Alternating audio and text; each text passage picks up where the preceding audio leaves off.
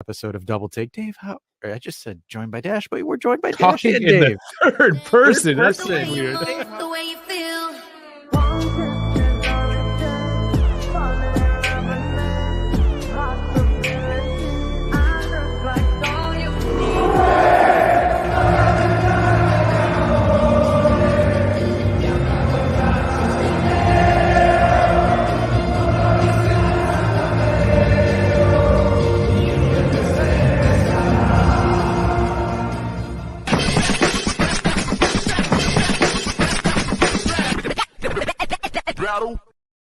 Oh man, we had 1 minute to paradise because that's when both of us entered into the lobby. But really, more so, we don't really need that much time to get ready. I only need one pump, 10 seconds. But let's go, guys. Today is Friday.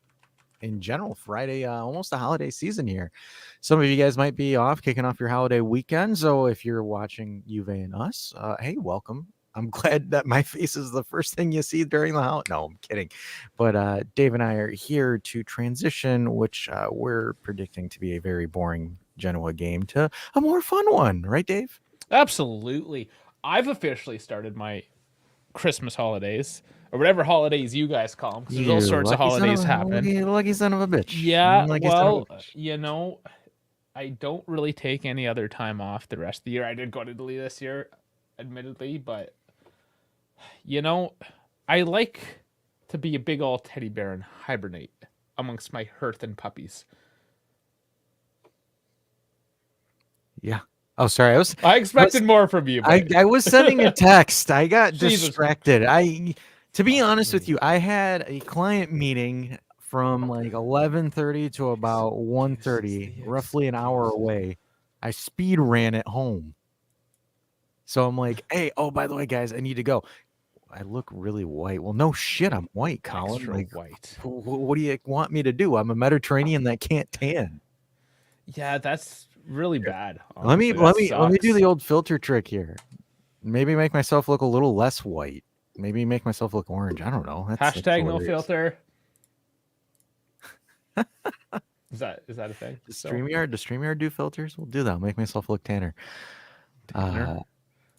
Extra white. I bleached myself, Colin.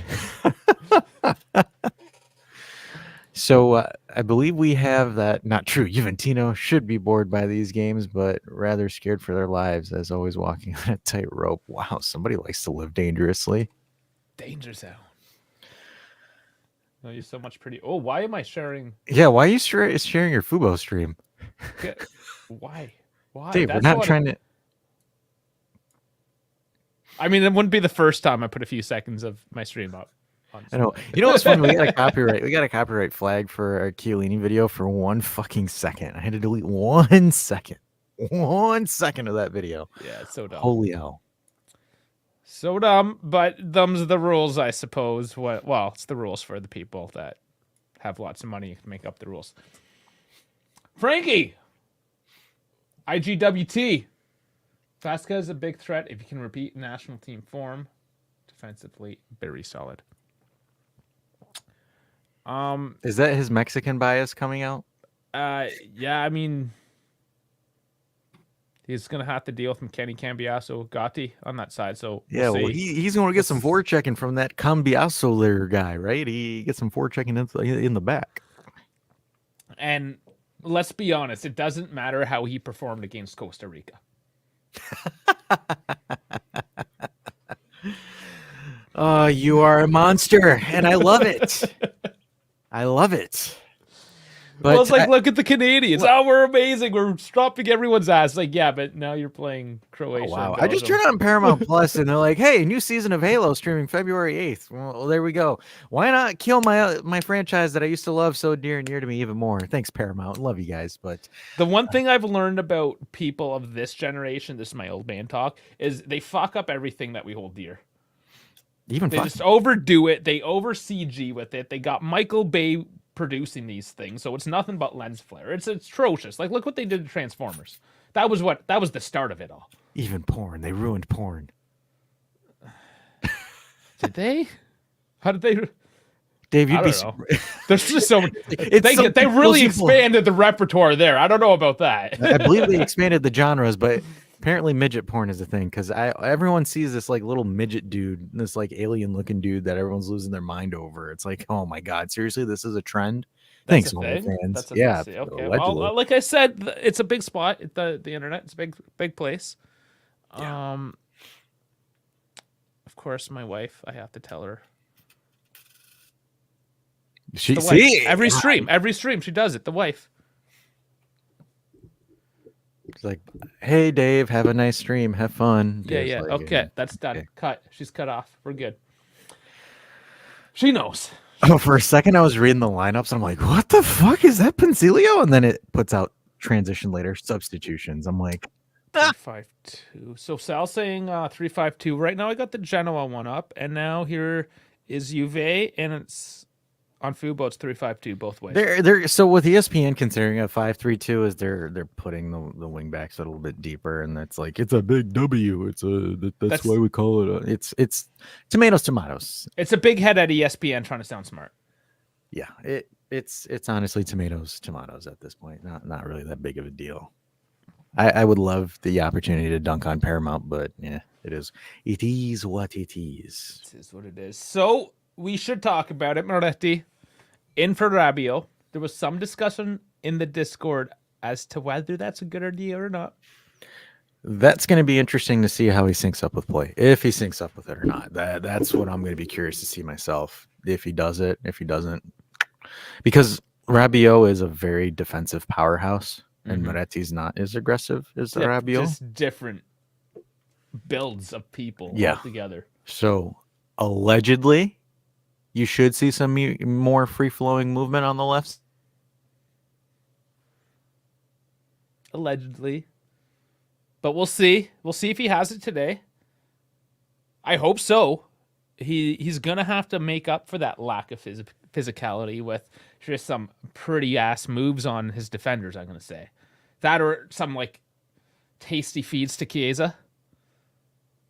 Either yes or no, but I moved my microphone and I turned it off on accident, so I do apologize, viewers. But yeah, I think you're going to see that movement there. So we'll see how it goes. You know, you could think it's good, you might not think it's good, but who knows? Eliad says Forza Juve. Let's hope non-Winovic. I said it on the prediction video. I said he gets 2 and looks at the camera and says "F you dash." Lifts the shirt off his shoulders. I know. Lifts the shirt off his shoulders, looking dead into my soul. Vlad says, "No Rabiot, my day is ruined." Yeah, I know. Rabiot was it tibia? No, that was Keane. Keane's got the tibia. Rabiot's got Yeah. Keane's got the tibia. Rabiot's got the flu. Is that the flu? He's got to stop making out with so many Italian girls. I mean, I understand his hair is just a thing of beauty. If he just kept it to his mother, they wouldn't be sharing to all the weirdos out there. I know, unbelievable. Just keep it in the family, Rabiot. You should know better. You should get rid of that. Should do better, Rabiot. No, I don't. I didn't. Monique. Oh, my stream is made. Did you call her Monique? It's Veronique. Mon chéri. You don't even. I need to call her Mon chéri. You got to know her name, Dad. Hey, Dave, you want to know who scored yesterday in his Europa League match? You just wake up and then your heart is just pumping. Boom, boom, boom, boom, boom, boom, boom, boom. Yeah, so those moments are crazy. I did watch parts of that. Yeah, I mean, it was Sharif. It was Sharif. What is this Paramount Plus stream? Is it like 360 pixels? Holy hell, this is garbage. That's what Frankie is saying over here. Saying that. Unbelievable. Rigani had the flu as well.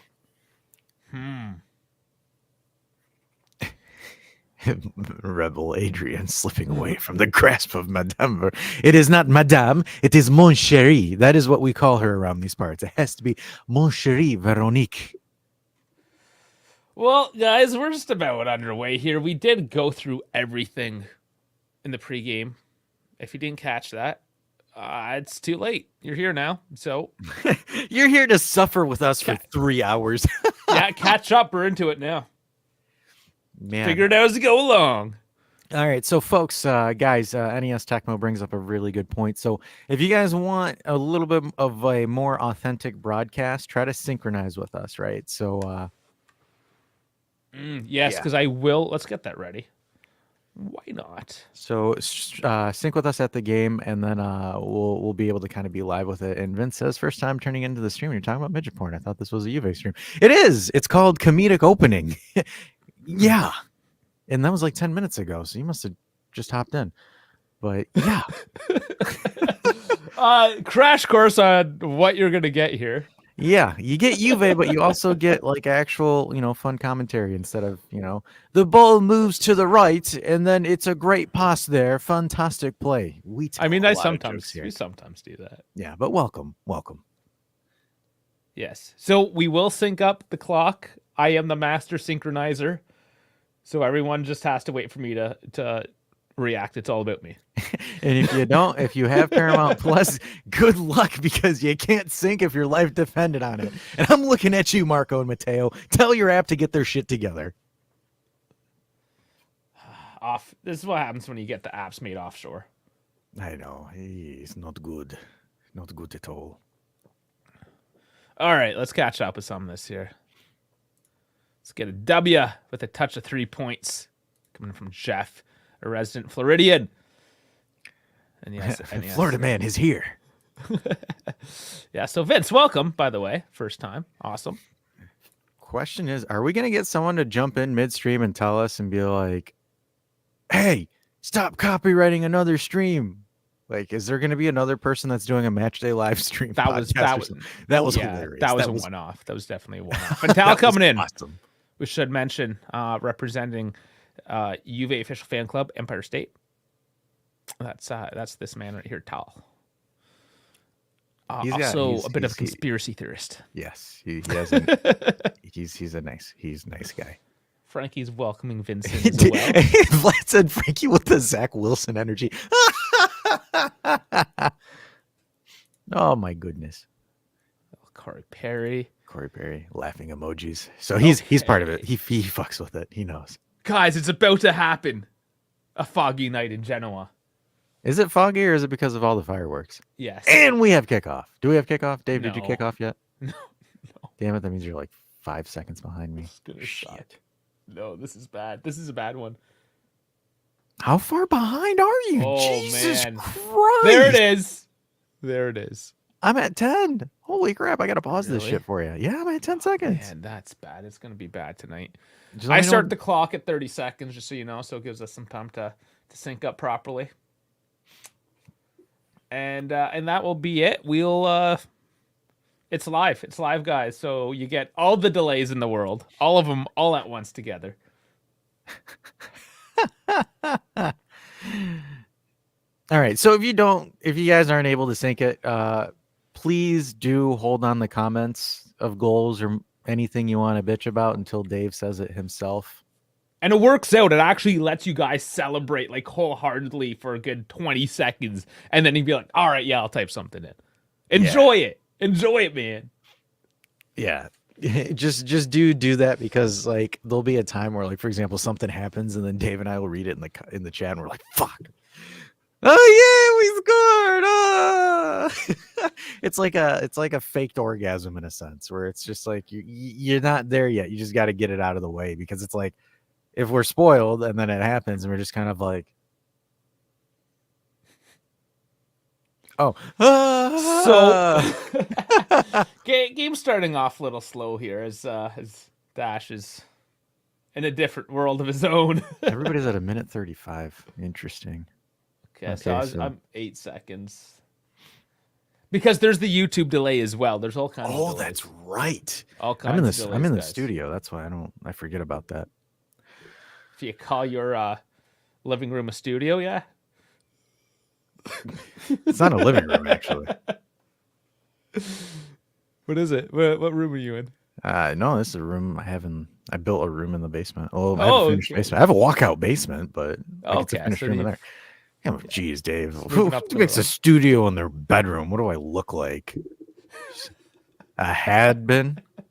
There's a certain are you referencing that certain other Juve guy that does it up in his bedroom? No, not at all. Just a coincidence. Funny how those happen. Genoa's always wearing away jerseys and you're wearing home jerseys. That's a Ram. It's called pure dominance, apex predator. They're like, oh, please, Mr. Juve, wear whatever jersey you want. It looked like Chiesa got a bit of a kick, but maybe he was just flicking his hair. So this is kind of interesting right now when we're looking at the play calling that Juve is doing, right? Juve are kind of sitting back in a sense where it's a 4-4-2 off-ball play. It's a little bit interesting because normally I never see Juve sit out of possession in a 4-4-2. Normally you kind of see that in the build-up, but... So is this because of Moretti? I think so. I think that's what it is, but right now, obviously, Genoa's struggling to really penetrate through the middle. And Dusan misses his first touch of the game. That is number 1 on the shit stain counter. Are we counting that one again? Ooh, maybe we can. Okay, it's already at 1. There you go.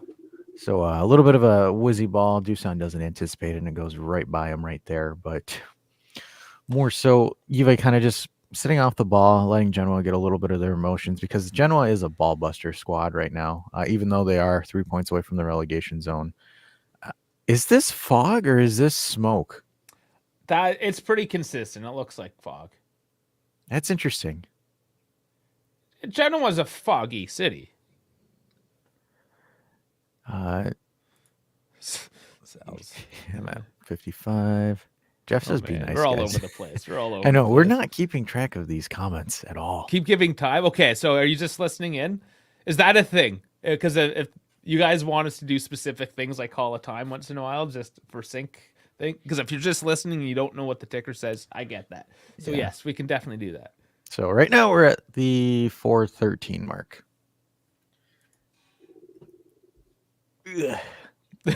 Colin says that's a little bit harsh on me. Hey, if Carr does it to us when we're playing, I can be fair and do it to others too. Ooh, hard cross in from Kostic. We can only count on one extracurricular, and Vlahovic and Kostic are Serbians. Compete for the ticker each weekend. Eliad says shot of Palinka every time he misses ball control. Dude, are you trying to get us plastered? Speaking of Palenka, it makes me think of Panita and how he might need surgery and out for the rest of the season. Cuadrado out already? What did he do? Was it his Achilles? What did I read like 3 injury reports today. Let's look it up because I can't remember. What did he do? Semper Inter. I hate this website so bad. Okay.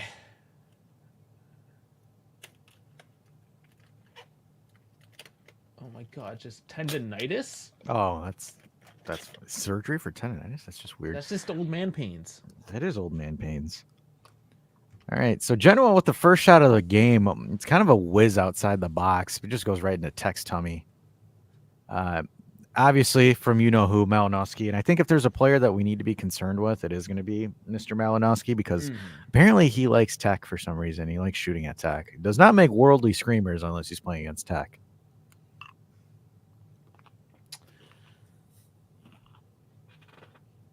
So, with Rabiot, if Rabiot started today, it would have been a consecutive starting lineup week to week. Would have been. Too bad I got the flu. What are the chances?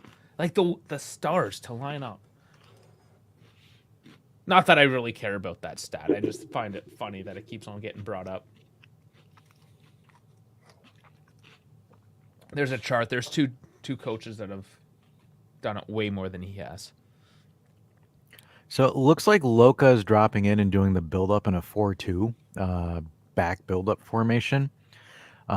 Right now, it's just more so kind of sliding it out to the wings. I don't really see anything out of going into the center, per se. It looks like really they're trusting McKennie and Cambiaso to do any kind of build-up play right now. Elod saying, Kevin tasted my homemade pear Hungarian Palinka before the Verona game in front of the stadium. He wasn't impressed. So that's interesting. I didn't know you met up and did shots with Kevin. Very cool. See, the thing about Kevin, he's more of wearing a cardigan, sitting at an upscale downtown bar drinking an IPA.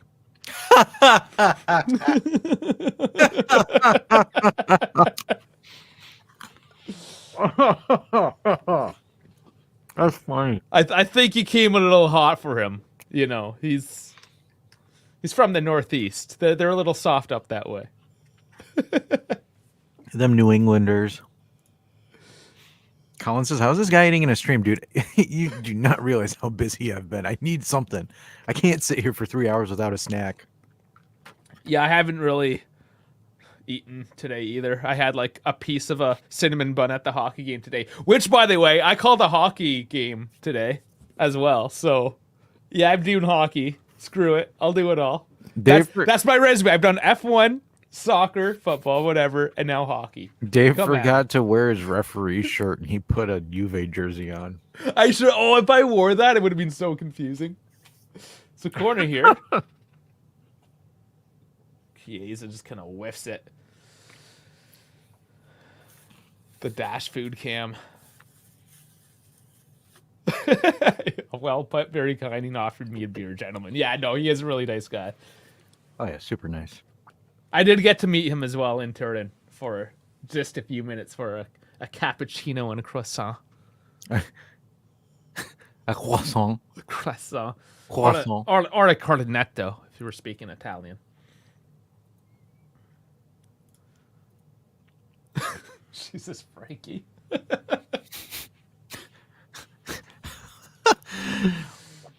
So right now, more so going back, that triangle buildup between Gatti, Cambiaso, and McKennie. So they're both essentially being an inverted midfielder right now. So they're alternating positions really to try to confuse the defense a bit. But most, if not nearly all of our ball contributions are coming in from that side, and Gatti absolutely gets bullied off that ball there. But we're going to see a lot of stuff come in from the right earlier in this game, per se. I don't expect us to be doing that much attacking on the left, which is kind of an interesting position where they're putting Chiesa to take a free kick on the right side of the field, which is a little bit odd, right? Switching some things up here today, it seems. So I have Kostic placing the ball gently on the pitch. Crossing in from his offside as well in this set play. I think what they're doing is they're doing an in-swinger, because if you look, I think they have Bremer and Gatti both in there. Mm-hmm. Yeah. And the swinger goes, and he overshot it. Over everyone. Ellie's here! Hey, Ellie. How you doing today? Just so you know, she has my favorite name still. Nobody beats the helicopter. Nothing beats the helicopter. Throw in Dragoskin, I believe he has. That's quite a sophisticated man bun that he has there. He's a sophisticated. I don't think he is he? I don't know much about the guy, but he doesn't play the most sophisticatedly. There we go. We got the first movement on the left side of the pitch, and it goes right back to Bremer. So no rush at all in the first 11 minutes to do anything from either team. I think we are in for a cortomuso. I told you guys yesterday. I think it's happening. No, to be honest, I kind of want to be petty. I kind of want to see Juve have like 65% possession, just so all those like possession tards that we're trying to argue with me. We never do well when we have that much possession. I know. That's the I thing. know. But I don't want to have that much. They're going to say, we play unattractive football. And I'll sit there and be like, well, we had 65% possession. But he didn't do anything with it. I'm like, okay, you just used the Napoli argument you used against me on this. The possession stat is great. Possession when it's used with other stats. Possession is like me, like Chiesa dribbling the ball. Like, okay, great. What happened with it? Like, oh, this player had 15. It's like, for example, Bremer had 100 passes this game. Yeah, no shit, because he passed to Gatti and Danilo 100 times. Yeah. Which match did I watch this? It was one of the champions, Europe. I don't know, one of those games. But their center back, whoever it was, just had an insane amount of touches. Like way above everyone else on the team. So I think it's sort of that idea that you're talking about, right? Like you can just keep on pinging back and forth, and it makes that center back look like, oh, had such great ball distribution. He was an orchestra. It's like, no, they just kept on back passing. Yeah, and to answer Sal's question, are we allergic to try a ground pass into the box? Yes, because they don't want to turn it over. They're absolutely terrified of turning. Allergic is actually sort of an all-right word to use because Cambiasso making a dive here, cut back, held back, flick back, cross, saved into the side net and by Chiesa. To be honest with you, I kind of rather have Chiesa play as the right striker instead of the left. Yeah. So allergic. Yeah, we are allergic to ground pass directly into the box. Not allergic to the fact that we go into anaphylactic shock. Like, we can do it. It's one of those, like, if I eat chocolate, it makes me sneeze. I'm still going to do it once in a while. Or, like, milk. Milk's a better one. Like, you get ice cream, you're totally going to shit for days to have a nice bowl of ice cream. But you only do it once in a while.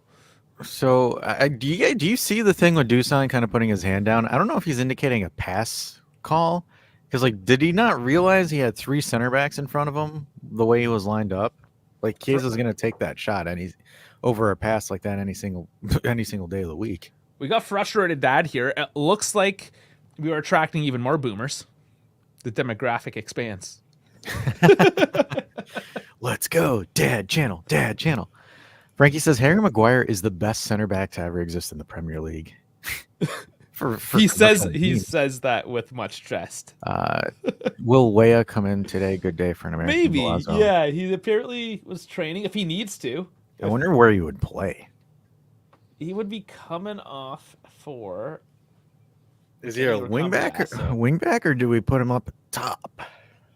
Because you could. No, because now you have Yildiz too. How would that look if Yildiz is in the lineup? And why you didn't tell me my camera's all completely janked off, Sam? Come on. Why don't you go adjust that camera there, Ray? You gotta get her there lopsided on the edge there. Seeing the unquestionables of my room. You're not allowed to look at that corner of my room. Dave's like, you cannot see the sex dungeon. No, it's just not as nicely put together over there. There's because he's hiding all the bodies there. It's honestly just like a bunch of foam, a cabinet, my guitar amp, just kind of like some trash in a corner.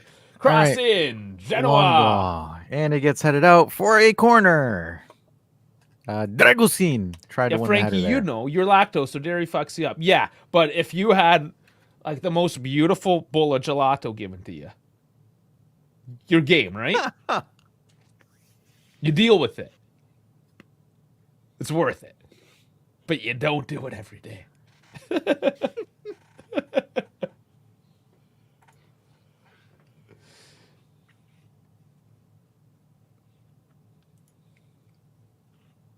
So, Genoa lining up with a corner. Frankie, if you're lactose intolerant, you shouldn't be a Green Bay Packers fan. Ooh. Just saying. Ooh. That's a take for sure. The cheeseheads. I'm just saying. Yes, he's Frankie knows. Fuck up some dairy though. Yeah, he lives in Wisconsin, literal land of dairy. LJJ is sliding in here. How's it going, bud? I believe Cambiasso just crossed that to the goalkeeper. Yeah, he did. It's beautiful.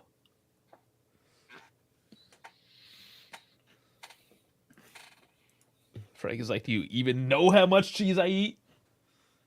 So that's like the ground zero for American cheddar right there in Wisconsin. The iconic. Like, why? Because what else does America have that is an export for food, honestly? You got hamburgers and the cheese you put on hamburgers. And Coca-Cola, as Dash does a product placement. Sponsor us, please. We need to get paid. Hey, I love a nice Coke Zero mixed in with the Sailor Jerry rum. perfect mix. Coke is good with anything you mix into it. And Tal with the best comment says ketchup has been exported from the U.S. Nobody. Let's go. No. Let's go. Nobody Let's go. eats that Let's shit go. anywhere else. Bullshit. Everybody eats ketchup. That's not an export. What do you eat your meatloaf with? Don't tell me you don't use ketchup on a meatloaf. Dave, you don't eat meatloaf? I have used a ketchup-based sauce for a meatloaf, yes. That is ketchup. And it is one of the few use cases where it works. Flick on by Genoa, it goes wide. Okay, no, the ketchup thing, again, if you go abroad and you see ketchup, it's because you're in a tourist trap. Colin says you definitely got some Toronto in you. Fucking Torontonians. I'm so mad because Hamza replied to the IFTV post about having the pickup match in Toronto. Yeah, said for you to go. I was and he's like, oh, Tour Giant should represent, so I DM'd him. I was like, I fucking hate that place. I'm not going. I'm not doing it. It's like Dave and Toronto in one room. That's just amusing. So Genoa with another corner. Swinging it in. Heads up and over. No, I'm pretty positive those were fireworks, not fog. Maybe both. We haven't done a proper. I see it in the rafters. We have not done a proper Genovese weather report because it is currently 12 degrees and sunny. 0% precipitation, 34% humidity, winds 18 kilometers an hour, which means there's absolutely no conditions for fog. So there you have it. The meteorological report indicates that it is indeed pyrotechnics. Yeah. Told you. I knew it. Tecmo says, what? He said you can use ketchup for other things. Ketchup is 2-year-old Pilates. Did I read that right? Pilates? Palates. Palates. Is for 2-year-old palates. Pilates? Like Pilates? I'm like, am I reading this right? Vince says, what's a better Canadian export, syrup or poutine? Let me say this to piss Syrup. Dave off. Syrup. Ice hockey. Yeah, I know you're just trolling me. Because everyone knows there's only one hockey and you don't need to have a prefix. No prefix required. Syrup, 100%. Poutine is just finally really breaking out onto the scene. It's more of a recent phenomenon abroad. Syrup has always been there. And we have this strategic maple syrup reserve, so that must say enough. Fuck gold.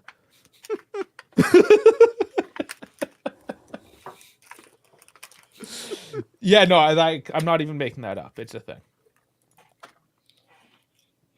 All right, so back to the game.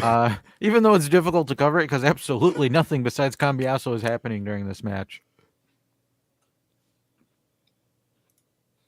Yeah, everyone's yelling maple syrup. Not even a question. Not hockey, that's for sure. I mean, it's an export. I can tell you the worst export the Canadians ever had. I can't even talk. Canada ever had was Justin Bieber. Boom. Tal saying Canadian ketchup is the most hipster thing you can do. What do you do? What do you do? Dip your fries in mayo? It's like, okay, first off, this is coming from somebody from Manhattan again. So just by where you live, you are automatically more hipster than the rest of us. Second of all, you come from the quintessential America town. Oh, and what a let off. Vlahovic, that's number 2 on the counter. God damn it. Yeah, so Mr. New York over here, of course, is going to defend ketchup. How do you miss that? What is wrong with you? Oh, I stopped asking questions. What the hell is that? He turned away from the ball. What is this? what it is. He was ball. getting challenged. Like this. Like, he got challenged by Mr. Romania 2019. How the fuck do you get bodied by Dragocin like that? Jesus Christ, man. What? Take a note from Milik. Hump the fucking ball. And Sal, all I gotta say, if you have an actual fresh garden tomato and you slice that thick, You don't need ketchup. That tomato will do it. Dash, we're moving on to the ketchup conversation. No, you didn't see what just happened. No, what I miss? Dusan got flipped by a mini dude. Oh, did he? Yeah. Sorry, you got me fired up on ketchup. Well, and it's only Americans, by the way, that are defending it right now. So that's enough said right there. Oh man, I'm gonna say a catchline phrase right here. What in the ass was that? Okay, Colin is saying field hockey, be inclusive. I'm sorry, men don't play field hockey in Canada, so it's not an inclusive sport. So fuck field hockey as well. Oh, Cambiasso slips, takes a man out. They're not going to call it. They might complain about that one after. What kind of dive was that? That's a dive. That was a fair tackle. I don't know. What the fuck was that? That he has Tecmo. I'll take some vinegar and Old Bay on my fries. Dude, that's even a different one, throwing the Old Bay, but there you go. I can't believe I just saw that dude miss that. Can we just fucking someone put Yildiz in? I don't even give a shit that Yildiz isn't even proven at the. How? That's all I'm gonna say is just how do you miss the? Oh my, dude, so he was angry. Right in front of the freaking net. He skied it. Holy shit!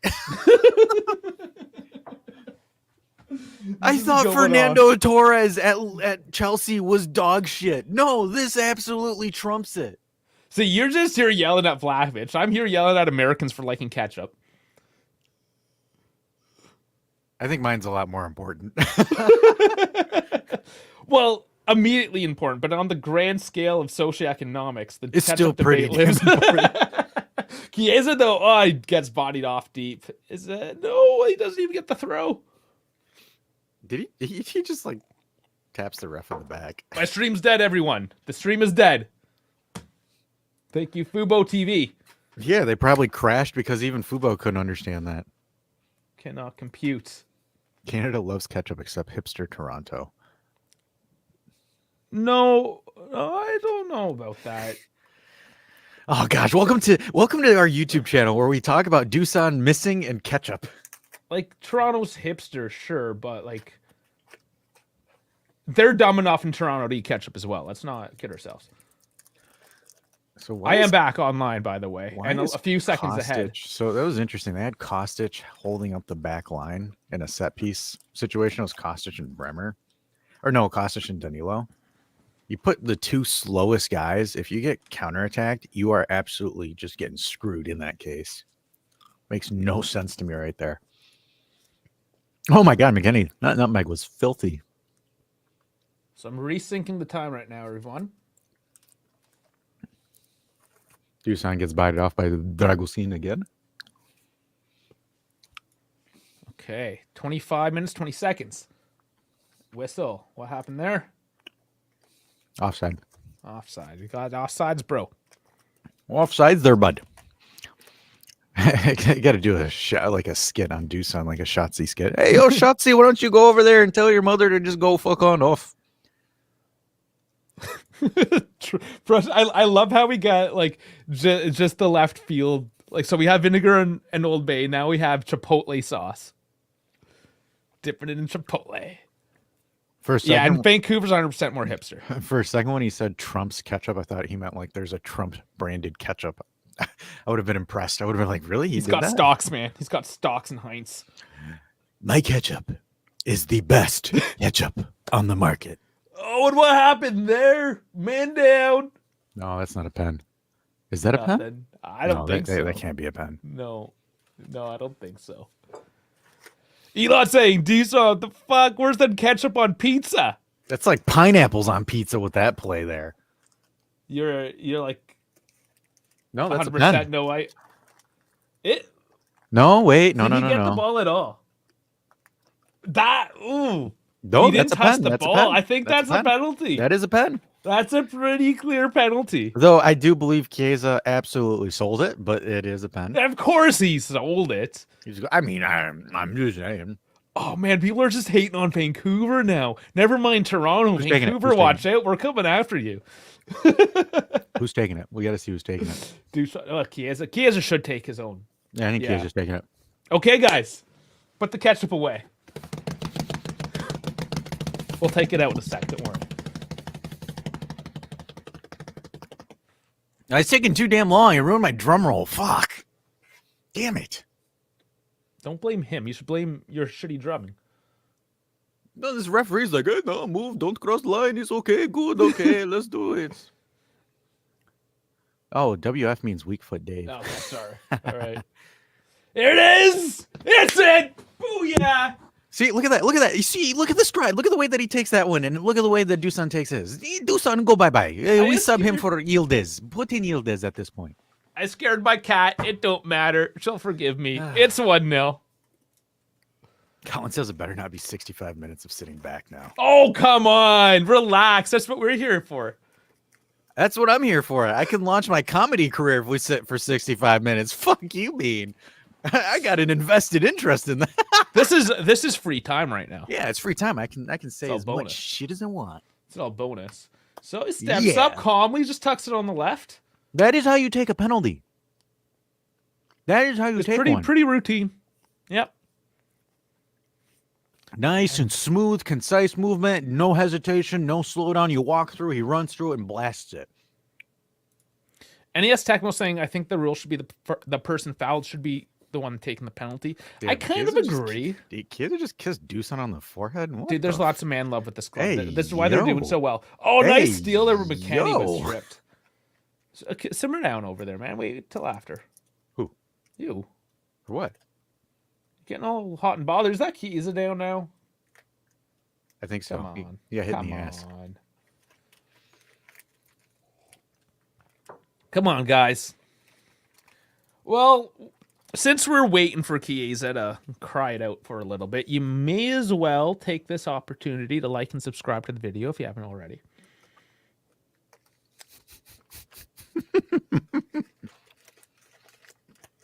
He's in protest now. Davide Massa, we didn't even mention, but it is Davide Massa in charge of the match this afternoon.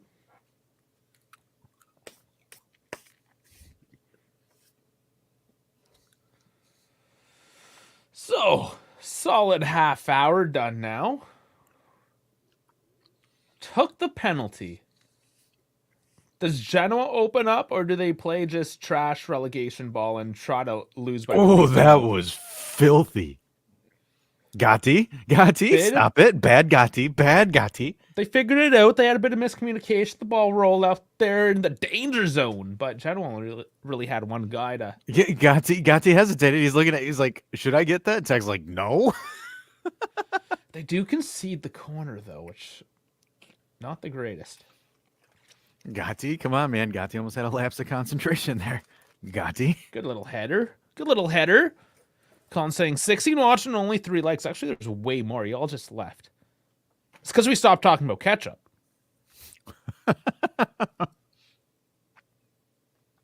Guys, the ketchup conversation never ends. It'll always be there. You don't have to leave. It'll be there. Unfortunately, ketchup will always be there, just feeding trash taste buds like Taylor Swift feeds.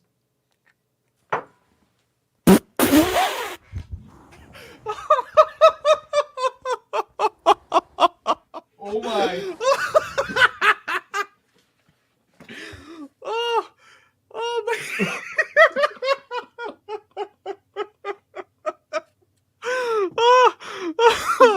Oh my god. It gets worse. My microphone gave up. It's just like, no, I can't deal with this. Oh my god, what did I? Yeah, that's going on the counter. I don't give a fuck. It's up. That is going to get memed. Oh. Wow. Oh boy. Oh. Could we see Keenan now, please? Yildiz? Is that enough? Can we get Yildiz? There's no way it's worse. Oh my. That's the first time I saw you slap your shit around.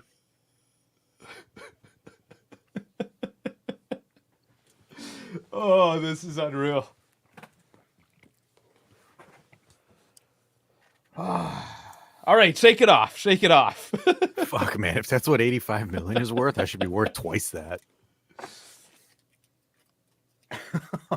Oh, that was rich. Oh, man.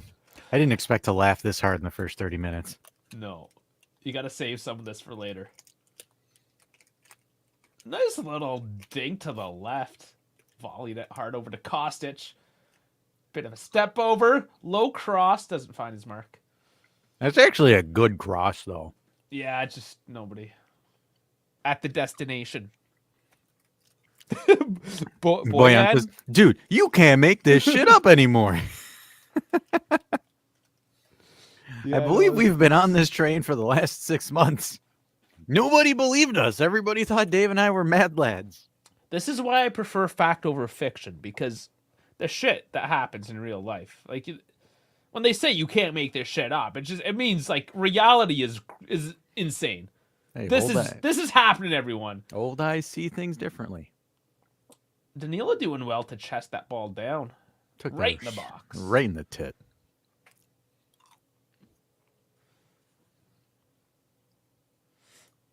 Oh, Elon. No, I wouldn't spill coffee on this beautiful jersey. Couldn't. I've spelt it on my keyboard numerous times, such as last Friday.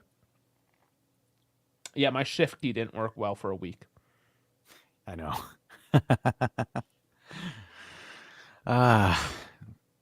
Tall saying 85 million Piontek.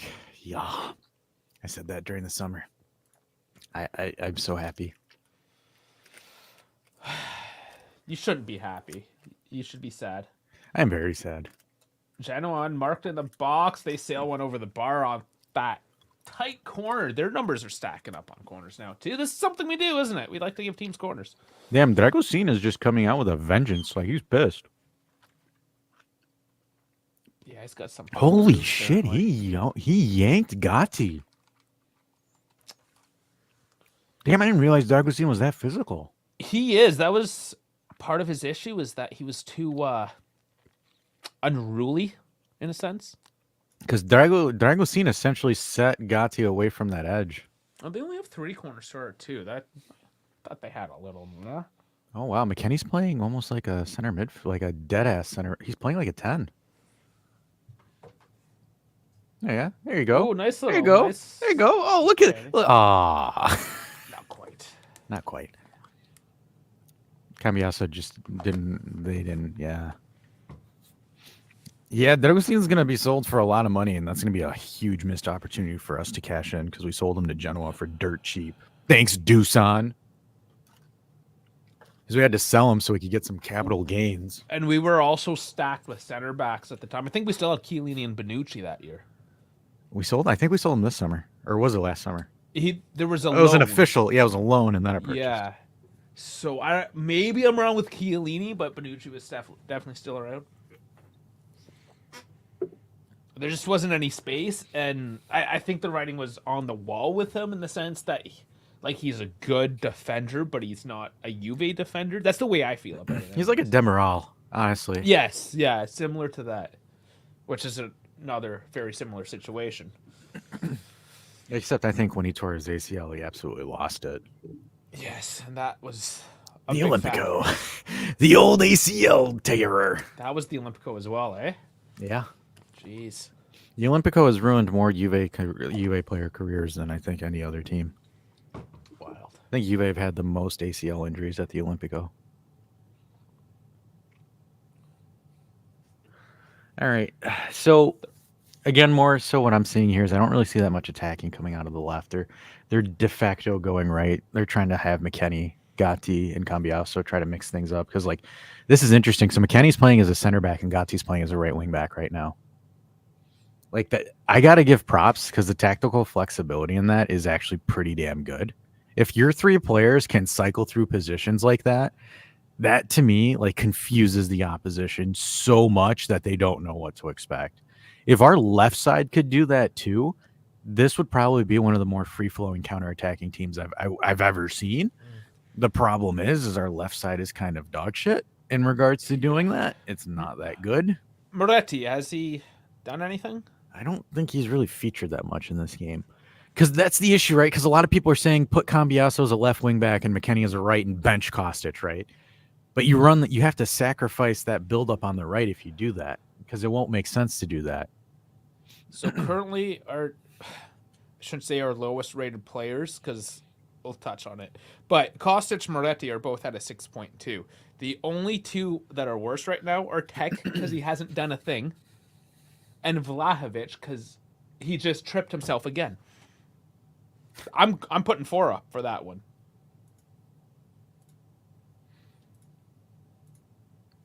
It's a poor pass by Chiesa to Cambiasso there. But yeah, from what I've seen on this right side, it's more so if the defense is shored up, whoever's available, run forward.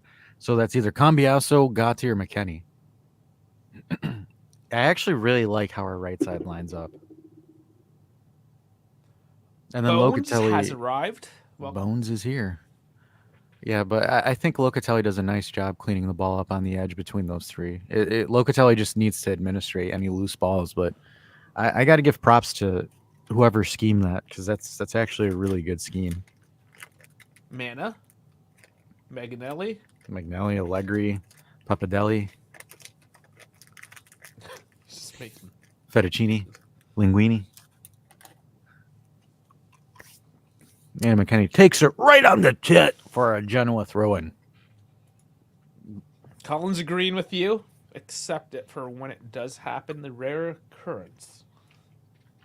You never replied to his yesterday's comment on the video. I didn't know who it was addressed to. That's why. I'm pretty sure it was you. Yeah, You did all the talking yesterday. I didn't say much. I was like half exhausted, so I even forgot what I said most of the time. God, It's like we filmed that at like 8 o'clock.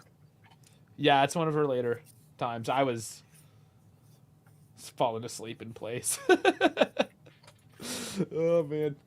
But I'm on holidays now. You know what this means? Damn, see, look at that. Dragocin is just harassing Gatti in the back. Yeah, that was also a foul. Frankie's getting jealous.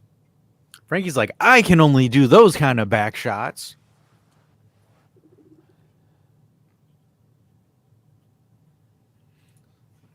He does all the taking every day. Taking? I do take. Is that because I'm Albanian? Is that what that is? I see how it is. You're very receptive. I'm extremely receptive. Yeah, it's a good quality in a man.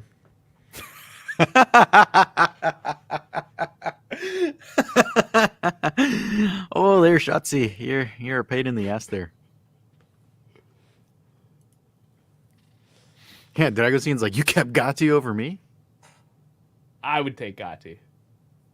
Call me biased, but I love that man. Vlahovic! God, what a...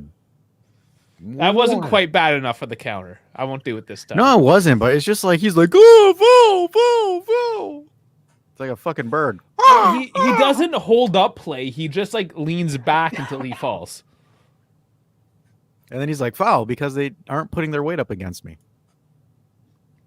Like a fucking bird. Caw-caw, caw-caw. Shithawk. Elon saying, I think Dragusin and De Winter were also the sacrifice for the new wave of Italiazation. It is a hard one, isn't it? Italiazation of the team, which I don't mind. Gatti, Cambiasso, said are coming in. Yeah, I don't think they were the worst players to give up. No, you can make an argument for them, but I think the main argument that I kind of want to have is I wish we didn't sell them for so cheap. Mm-hmm. You could have maybe got a bit more. But the management at the time was not so great. Yeah, because like, and it's like Sal says, like the only person he starts over is Sandro, right? But my thing is like, Atalanta sold Christian Romero to Tottenham for like 45 million, and that guy is dog shit. Yeah. So it's like, it makes you kind of wonder if we had more selling chops, we could have gotten more for Dragocin. And it just goes to show, right? We've mentioned a few names like Pellegrini and Rovella that have not looked great, that people were crying for. There's man, there's a comment that is sitting there on our YouTube as well that we have. I didn't reply in the main account, so the main account thinks it's unreplied still. Going on. It's from Wings and Winter, if you remember. It was like a year ago. Parody. Parody. Yes. Going on about Paredes and how Rovella should start over him. And not saying that either one are great, but Paredes probably looks better with Roma than Rovella does with Lazio at the moment as well, right? So, I mean, things happen for a reason is what I'm getting at. We may think something at one time, but looking back now a year later in this case, we're like, man, they're both trash. Who cares about either one of them? And they're both gone now as a result. Yeah, and I think Gentili will do better as far as sales go because, like, for example, like you said with Zakiria's going to be about 18, 20 million if that obligation gets tripped. Yeah, I think we're going to see a shift there. Genoa, putting a dangerous one in front of the net. It gets cleared off the line, thankfully. That was a bit of a let-off. Nice and tight along the line. I don't understand where people are telling me that McKennie's not technical. He just did a back chop into a scissor. I believe that there is a perception that he isn't because he's American. Is that what it is? He's American? Because he likes ketchup, yes.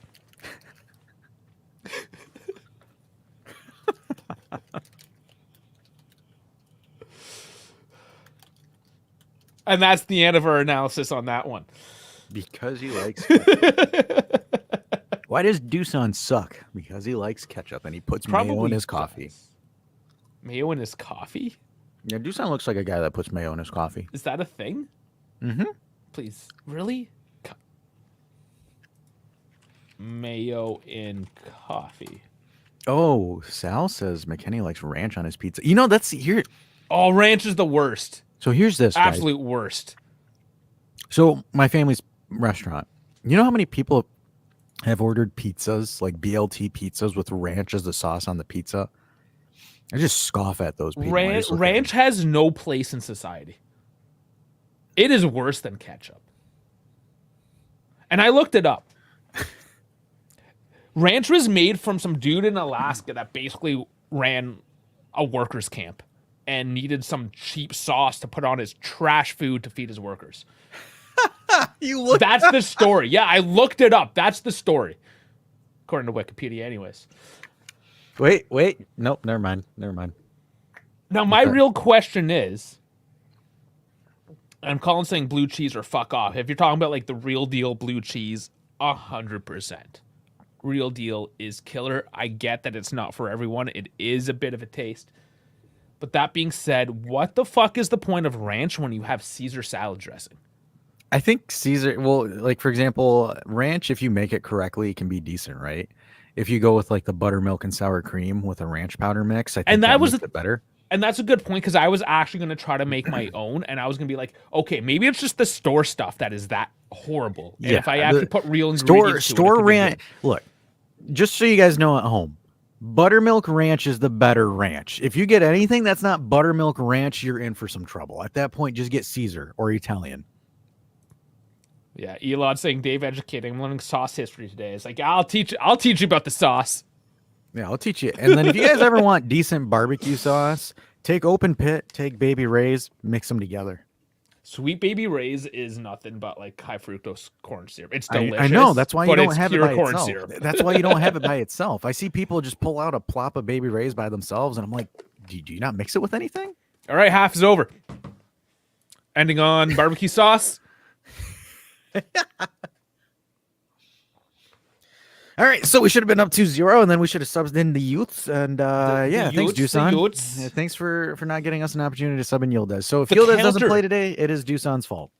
First half, guys, the counter is at 4 what the fuck moments for Dusan and counting.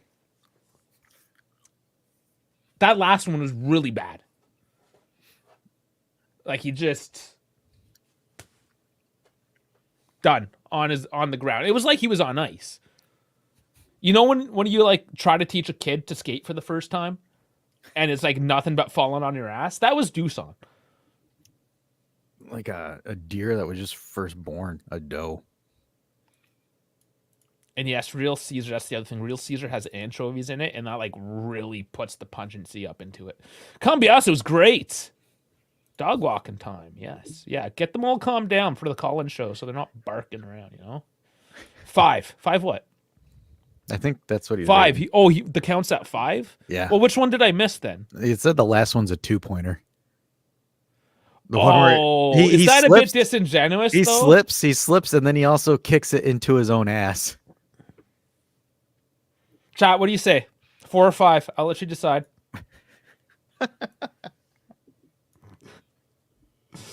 Mambo. What's Mambo? Mambo for me over BQ. I've not had that before, to be honest with you. Mambo? I've heard of Mambo, but I've not had it. I gotta look it up. Mambo number 5. Bad joke. Okay. Everybody's saying 5. Okay. Mambo is music. Yeah, okay. Mambo. Yeah, explain Mambo to me. It's a sauce. It is. Mambo sauce. Well, explain it to me. Jesus. Anton says I was watching the game on the phone, couldn't join you. Oh, welcome to the halftime shenanigans. Yeah, mumbo. Okay, it's soy sauce, brown sugar, hot sauce, smoked paprika, white vinegar. That looks good. It's not like it's less zappy than barbecue sauce. I'm down for that. Just looking at the ingredients, it looks like a type of barbecue sauce that I would make from scratch, for instance. Same sort of idea. So yeah, it looks good. Well, the best barbecue sauces are the ones that are made from scratch, like hands down. Oh yeah, like, yeah. All you need, guys. Molasses is a good base, or you can go like the lighter vinegar base type stuff, but you don't need ketchup per se. The molasses itself is your sugar sticky thickness base, and it gives that like deep smoky stuff. You put in some nice smoked paprika, like the real smoked stuff, and then you don't have to dick around with like liquid smoke or any of that other trash either. Real smoked paprika, the stuff you get in the grocery store, man, it's just for make believe. There we go. All right, cool. So while we're waiting on paprika, going over the stats right now, Genoa with a 0.38 expected goals, so they didn't really create much. Juve with a 1.16, and the reason why we have that high of a goal expected goals is because Doofus over here. Dushon, how many XG did he give us today? 0.3. That's not too bad. So Doofus over there with his miss and atrociousness. Chiesa only got a 0.2, even though he got a penalty. Penalties don't count for expected goals, just for that folks know that correctly. But expected goals, 1.16. In theory, we should be 2-0 up, in my opinion. Probably. My opinion. Probably. Should be 2-0 up. Juve got 5 shots to their 6. And again, remember, folks, shots count as anything being taken, whether it's blocked or not. Juve had 2 shots on target, 1 big chance squandered, thanks to Dusan, and then 180 passes to their 159. So Juve essentially controlling the entire game. The only issue is they're not up 2 instead of 1. Because we're XG merchants. Yes. So Frustrated Dad saying we should give Dusan until the 60th to fix this, probably because it is Allegri. You'll probably wait to the 60th, but at this point, Yildiz cannot be worse. Could he? No. Thoughts on honey mustard, especially, again, homemade, if you're literally talking about mustard and honey. Amazing. That crap that you get, like the French's honey mustard, whatever, like I don't even know if there's actual real honey in that crap. It's probably just more high fructose corn syrup, right? But the real stuff, yeah. I love honey. Local stuff too, great for your allergies. All right. Jeff saying, underwhelming half, glad Chiesa took the PK and looked confident. I don't know what drugs Dusan is on, very disappointed. Jeff, if you don't know what drugs he's on, the rest of us are going to figure it out. All right, you live in the land of like street drug users. You have the best firsthand experience with this. I don't know, man. You tell us. Bowen saying a very easy one to make is ketchup, vinegar, sugar, and your favorite hot sauce to add a kick. Yeah. Yeah, you can just throw any of that kind of shit together for quick barbecue sauces. Tal saying, wait till Dave hears about Alabama white barbecue sausage. No, I know about white sausage. I've never had the Alabama version of it. I had the English version of it. But like white sausage is just the same as blood sausage without the blood. I prefer the blood myself. I got 2 big things in the freezer. Love it. Newfoundlander side of my family. So I got a message back from Chris. So it looks like he might be game for Festivus. And speaking of Festivus for you guys, so you know, next Saturday, 4 p.m. Eastern time, our time, we are doing a massive Festivus stream. So we have, I think, 10 guests almost, in a sense, with all things Alvalade are going to be joining us. The Lions Den are going to be joining us. We might get some cameo appearances from Chris and some other content creators that we've worked with throughout the year. Mauricio from around Turin might be tuning in drunk from Belgium. It is going to be a super stream next Saturday, and we might also have Beppe on as well too. Well, we asked him, Adrian Souza. We asked everyone. So yeah, we asked Adrian Souza, all of them. So Rabona TV might hop on. It'll be a super duper stream. Absolutely. We do it every year. We air the grievances for all you non-boomers out there. It's Seinfeld, guys. You got to watch at least the Seinfeld or the Festivus special on Seinfeld. It is Festivus for the rest of us. Basically, you know, if you don't do the Christmas, the Diwali, the Hanukkah, what have you, you know, it's the Festivus for the rest of us. And the main takeaway is, well, number one, there was a steel pole instead of a Christmas tree. Just a plain old steel pole. And the premise is the airing of the grievances. So we will all collect on the 23rd in the evening. It is a match day, so we're doing this bright and early. And then coming in later. Maybe having a little nap time in between. But we're coming in. And we're going to air the grievances for y'all, have some fun. And just, all the friends and family from the community, getting them in here. And Elon, I want to get on this. Let me teach you Hungarian, Dave. Paprika means basically bell pepper. Yes, actually, I've watched a couple of documentaries on paprika. I'm that kind of guy. I love paprika. But I think this is information everyone should know. So let us share that amongst the community. Paprika is basically a bell pepper, but it's a certain kind of bell pepper. It is sweet, and they dry it in a certain way as well. Sun-dried. It's beautiful. It's a beautiful product. Anton Rooks, I put Juve and under 2.5, but Tottenham will F me up with their 0-0. Okay, we got some betting lines going here. I wonder, I should have looked at the money line on that. That would have been interesting. So Bone's saying, no, it's a white barbecue. So I know people from Alabama, like that's where the clan comes from, right? So are we talking about that kind of white barbecue? Fucking Dave, man. God damn it. Frankie says, or Bone says the Alabama one. Frankie says, big boy stream. Eliad says, Festivus for the best of us. Tall says, white sauce, my bad. Best Seinfeld episode ever. Yeah, totally. The guy's definitely a boomer. Anton says, we've sent invites to everybody. So if they respond to it, they respond to it. If they don't, they don't. And in fact, I'll just put it out there. The last message that I sent to the Bianconeri Zone was for last year's Festivus special. Yeah, they never replied. They never respond to us. I watch a super good Russian guy, and he makes an amazing report and videos. Got to give us the name. Yeah. Sal says, so basically Dean assassinated. Don't tempt me with a good time. It'd be nice to go. So we actually do go international, Anton. We've got people in Turkey, Amsterdam. So Festivus has a bunch of people all over. We've got some Canadians, some people from Britain, because there's some people from all things. Yeah, Jonathan Grade, which Jonathan Grade is also from England as well. Jonathan Grade is the author of this. Fine. So yeah, any of you old school nostalgia fans want to talk about 90s Juve, Jonathan will be able to answer your questions on that stream. Yeah.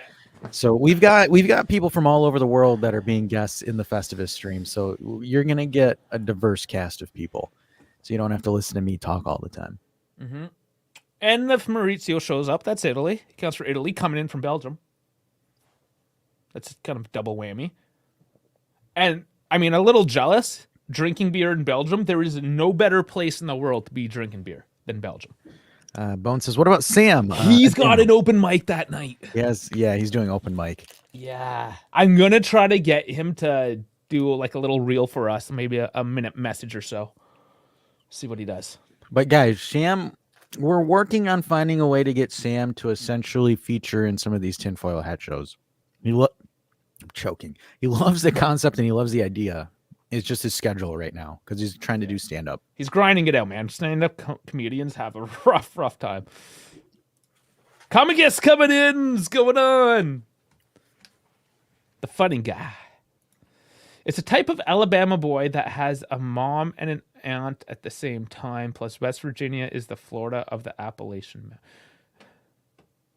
Okay, are we talking about white sauce or white sausage? What? LJJ drinking is good everywhere. Everybody, I got a thing. I'm pretty positive a good chunk of the guests are going to be plastered during the Festivus show. So, you want to see drunk content creators, watch the Festivus stream.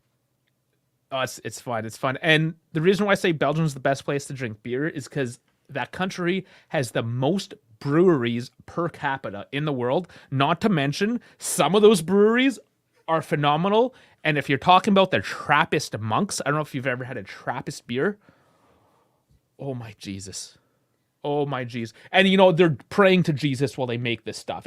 It's definitely because of Jesus. It's delicious. Get on that.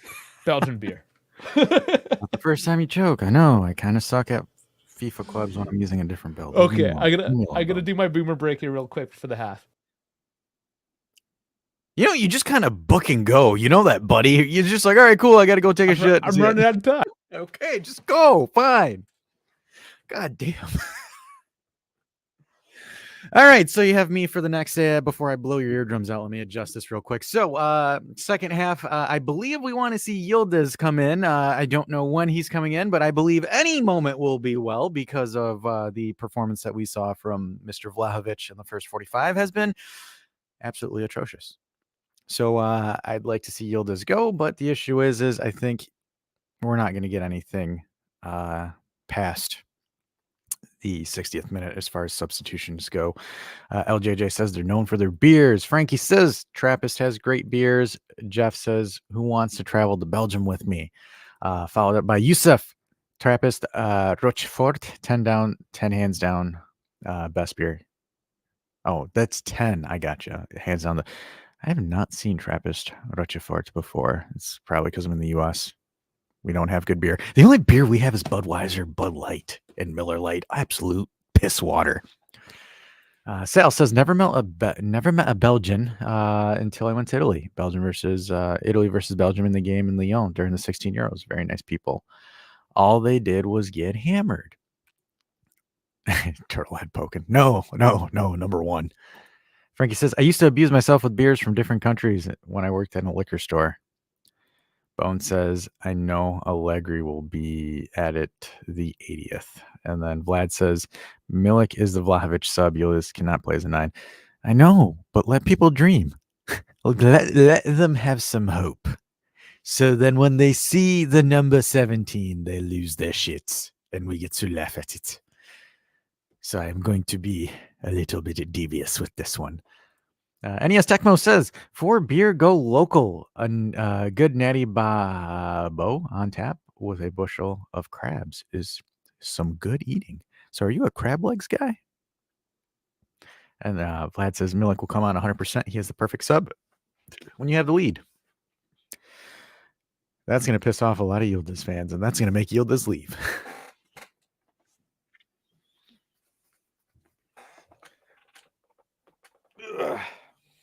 Alrighty, guys, let's throw 11 players back and let's cortomuso the shit out of this. That's going to piss off people. Yeah, well, I mean, second half, 1-0. Duchamp counter at 5. We're not going to get a second one on that sort of rate, so cortomuso all the way.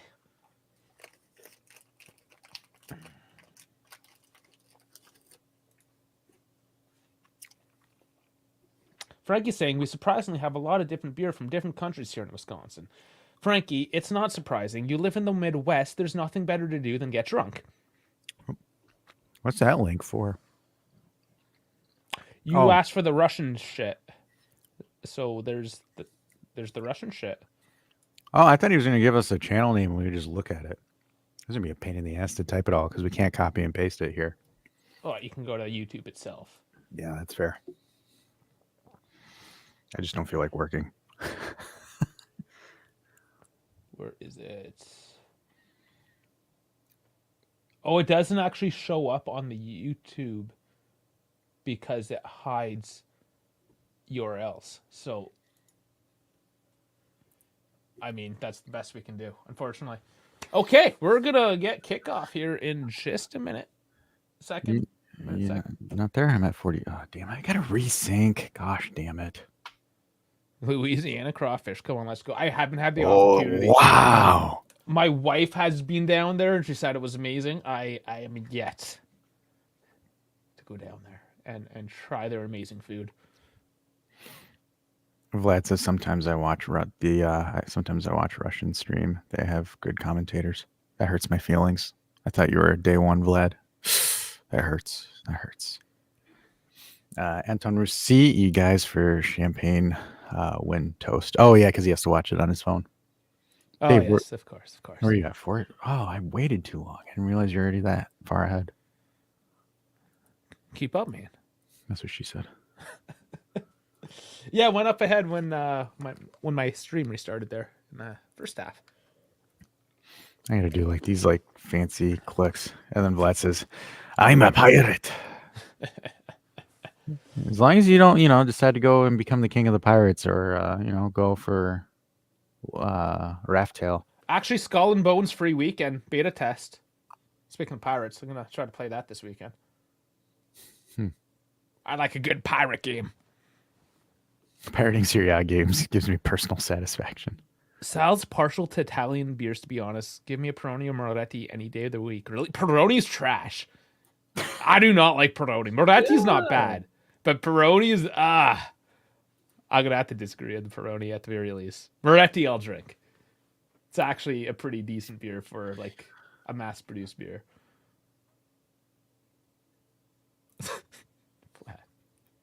Blasphemy, he says to you. Genoa with a very long free kick to nowhere, and slide tackles the shit out of Kostic. And I think Kostic got blasted in the face with the ball. And it was Dragosin again who was causing a menace today. He's a messy player. Good thing those signs are make-believe. He would have been in a lot of pain there.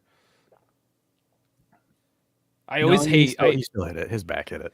No, he went through the digital ones as well. And the other camera angle. Oh. You know those really shitty looking ones that whenever they walk through them, it looks all... Yeah, they like... Yeah, the LED ones. What's he saying? Someone's agreeing on the Moretti. Well, it's not the Moretti beer, it's the Moretti beer. Moretti. But that would be cool if he had a Moretti beer. Frankie says, give me a Modelo. Of course. Wait, fall into the stereotype. Jesus Christ, Frankie.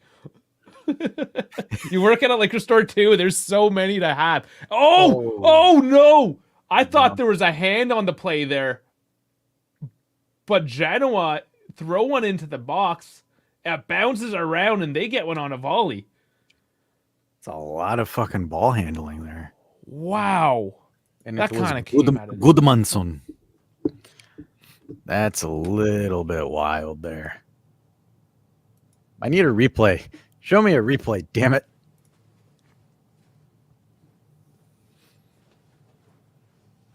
See, we wouldn't have had that issue if Dusan scored his goal. All right, so really there's nothing you can do there. Cambiaso needs to cover in on that loose defender. He's just ball watching at that point. That was a little insane. Takes it off the chest, takes it off the head. Yeah, that's ball watching there by Cambiaso because he's supposed to cut in the moment that Gatti steps up.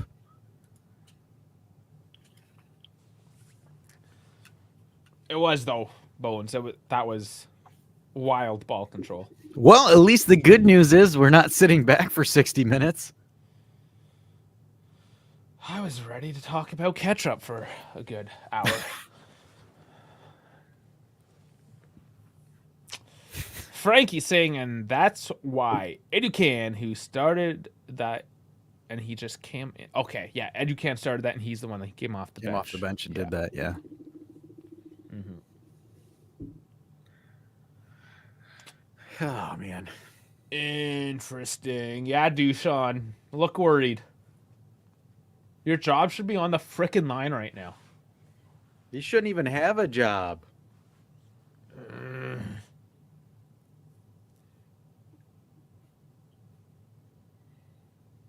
Chiesa curls it in, and that header's well wide. Come on, we're currently tied up with a team that has a local radio station as one of their sponsors. It's Bush League. Yeah.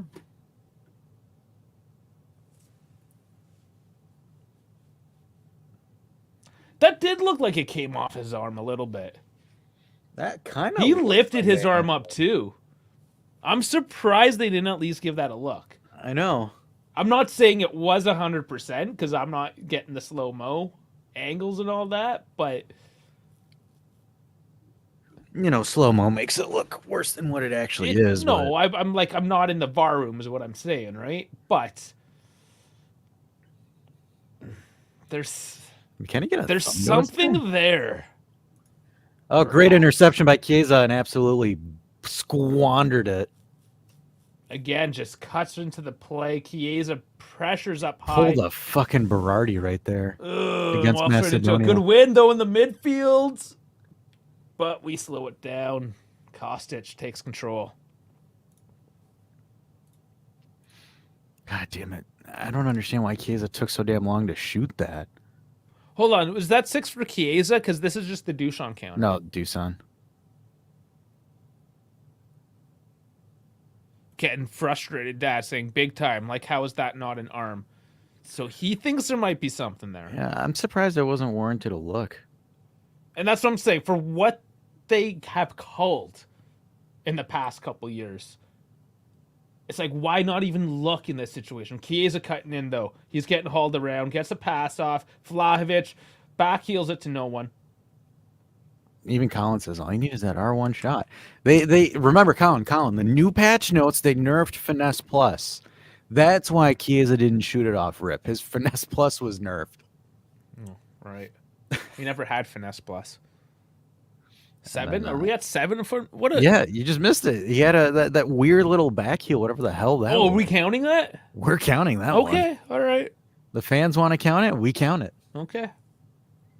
Remember, we've never gone to 7. No.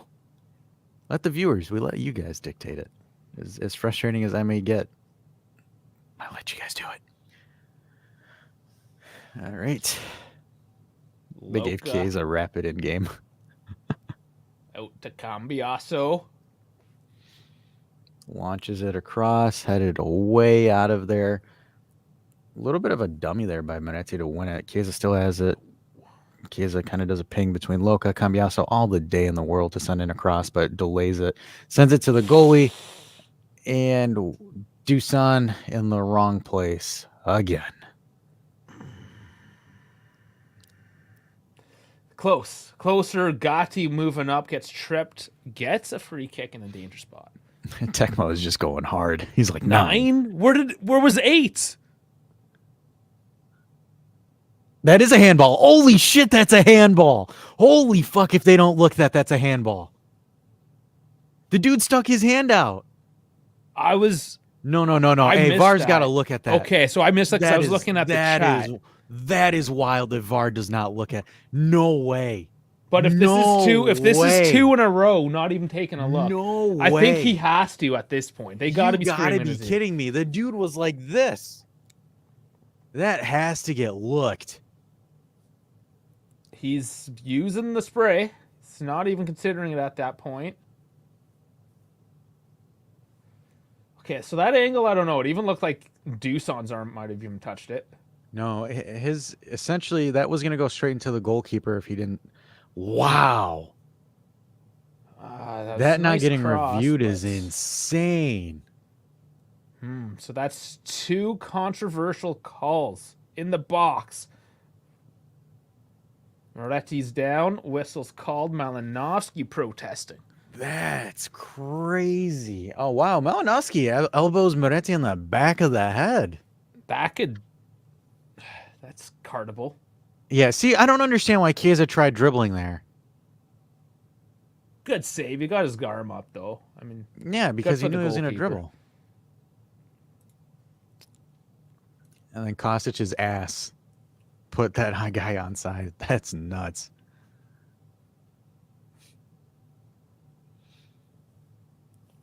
So that's the review that we get, is for the goal that happened 5 minutes ago. More than 5 minutes ago now.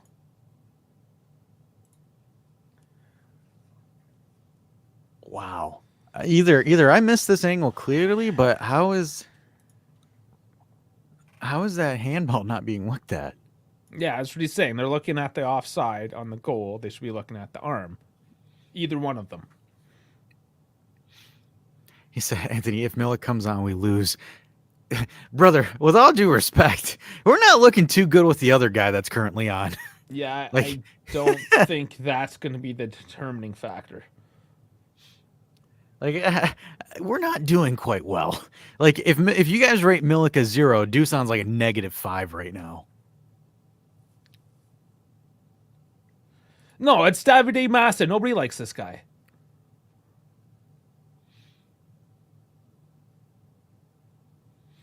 I think he's the Interisti. The closet Interisti. No, I think he's the one that had the badge on his bag in the airport. Can anybody recall that? Which ref that was? It was a ref. Ugh. I know we're not doing terribly, but we need to win still. Smart ball played on a penalty, yeah, but he missed a wide open shot. Doveri. Like a wide open shot. Nice little flick there. Vlahovic feeds Keys Is that on the off? left. That's on. Cool. Cross. Ooh, the Damn, you can even tell that Chiesa is not looking for Dusan on that play. Yeah, he's He deferred. bypassing him. Yeah, he absolutely bypassed him there. Is it off? Yeah, it's off. Dusan delayed it too long, played it off. Because it looked off initially. I don't know if it is for sure. Is it off? Yeah, it's off. I knew it. 57 minutes now. This is frustrating. Well, I mean, maybe there's still something to celebrate here. That's the optimistic approach to this.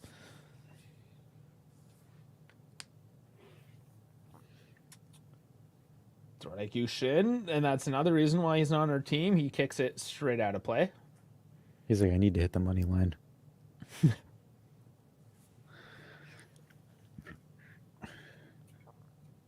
Milik is warming up. Yes. That milkman.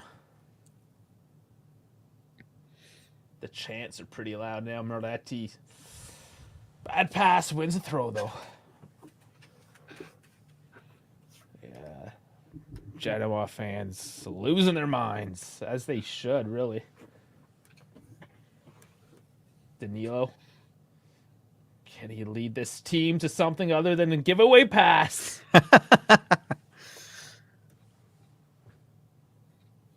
Nice foot by McKennie.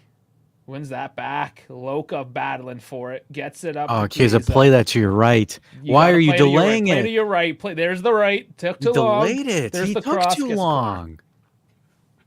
Took way too long. Is that But we do have DeWinter? corner. DeWinter in the Batman mask? Is he Batman? I don't know. That's a beautiful tackle from McKennie. That's a big boy. That's tough. That's a tough tackle. Yeah. 59 minutes. Corner's in. Launches. Headed Goes. away. Chiesa retrieves. Kostic cross plays on it. the off wing. 2-man up. They're claiming a handball once again. No. They're claiming a corner. Oh, corner on that. Okay. And it is. It is a corner. No, it's not. It's okay. Get excited. I immediately went to the handball.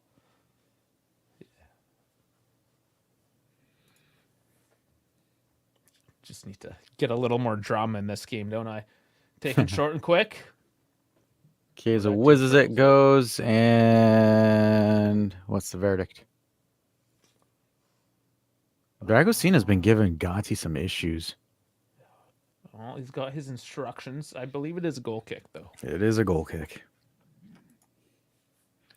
Yeah, Gotti's been struggling against Dragosina all game. Yeah. What's this guy got in his shirt? On his belly, there's like a box. It's his GoPro. It's under his shirt, though. It's weird. Yeah.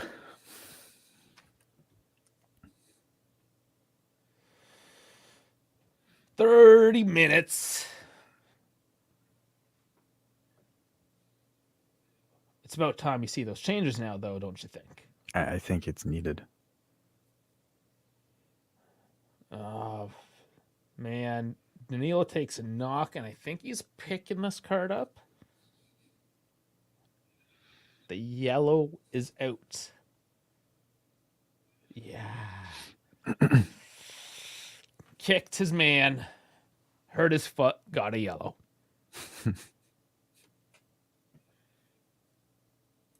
When they're marking the defender and not the striker, you know you have a problem.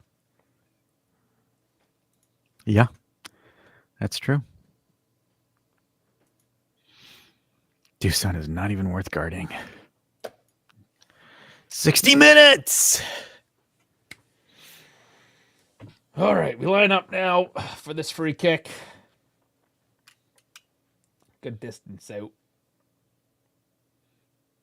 But it's attempted. Not really. It's gone in deep and wide. Cleared off the line. It's a nowhere clearance right there. Yeah, just out in space. Shannon will come back. And Genoa send it absolutely nowhere. Overcooked. Overcooked. Frustrated dad yelling. Allegri, 60 minutes. Let's see those changes already. Him and Landucci are talking, but who's coming in, we don't need. We don't know. LJJ says we need Gotti to step up now and score. You can't expect your center back to do this every week. Eventually, you need. And I'm counting that one. I believe that is a 10 or a 9. That's a 9. It's a solid 9. Tecmo says Allegri ponders like he only has 2 subs. He only does have 2. Collins says, I'm going to try to do my best Colin interpretation. Allegri won't even switch for another 10, 15 minutes, I bet. That wasn't really the best. It wasn't. I wasn't prepped. You need more material to work more that smoke. into. I need more smoke. Yeah, you need. Just had a cigar. You just need more. You need more. Allegri won't even make any subs in 10 or 15 minutes. Sal says, I'd swap Cambiaso for Kostic and bring in Way. And Collins says, I expected way more. Come on, man. Bit of a let off. I know. Just like that corner, but Genoa. I can't. Unacceptable. Ball still in play, but Tech will collect it out of the air. Look to distribute quick, and there's no options.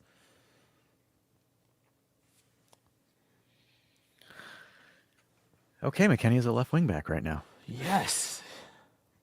Things are switched up.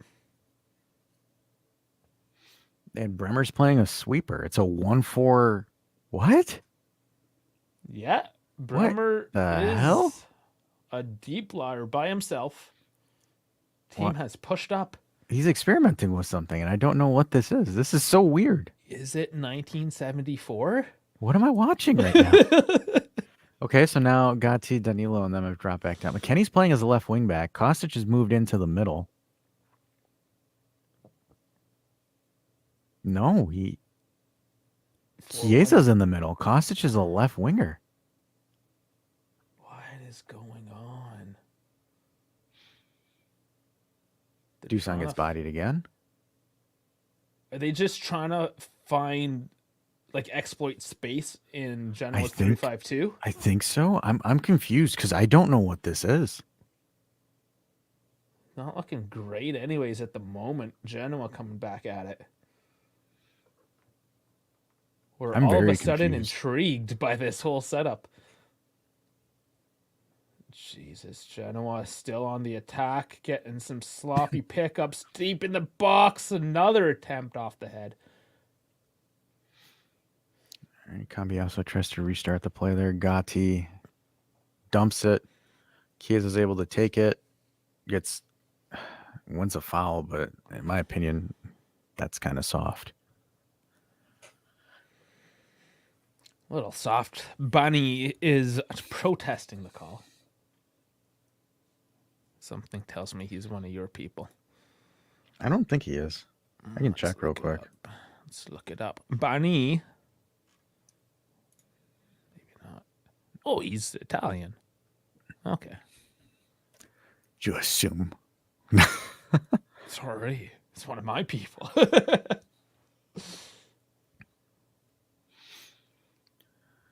All right. It looks like it reset. It looks like everything reset as far as positioning wise. Are they just toying? Is he playing games? I guess. I don't know what the hell that was. Oh, he's trying to run to space. Moretti was. Loca didn't see it. Moretti really wants Moretti asking for a cross, and Kostic defers and sends it straight into the defender.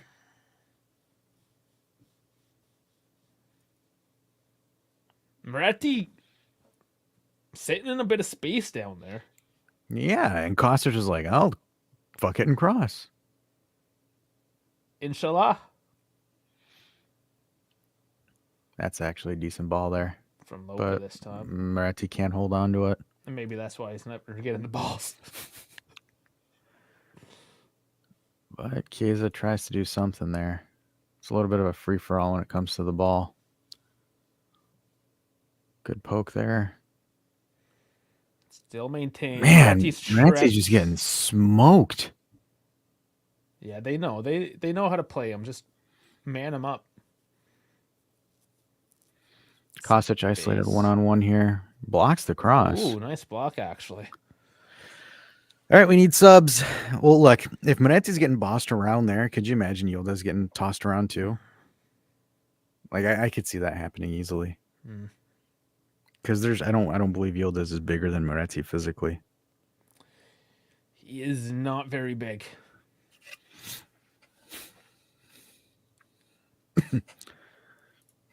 Moretti has been awful, yeah.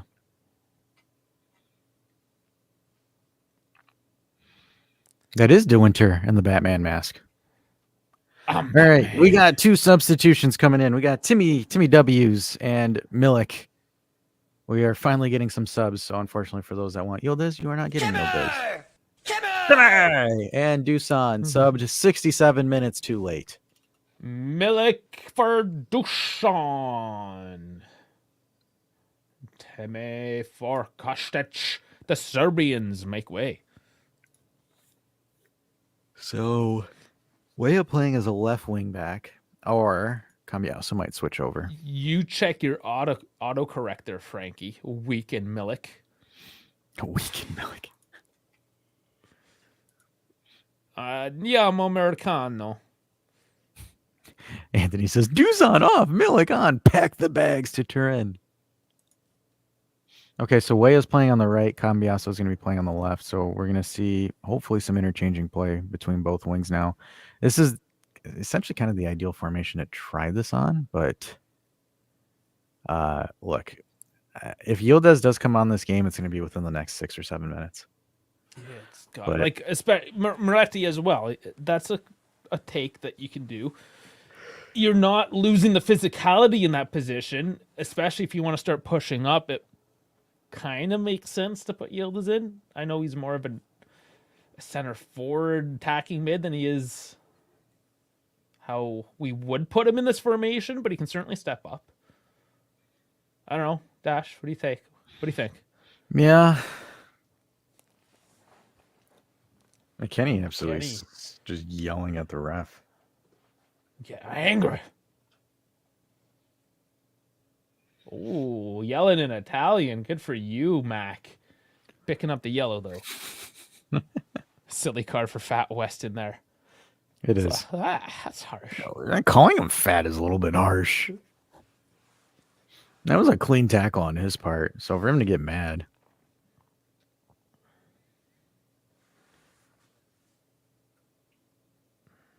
Yeah.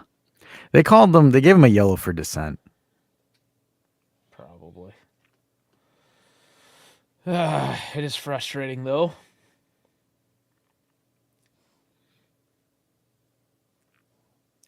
Oh, we need a new counter because Doosan's off the pitch. We can just keep it there in remembrance. Hey guys, if you, and this is what I hate about the dissent rule, if you look at a ref funny and he thinks he interprets it as dissent, he'll give you a yellow. And most refs are refs because they have no friends, so they can get away with being referees. Because people with friends don't officiate football matches. So it's just a classic case of nobody loves me, so I'm going to take it out on you. Oh, God.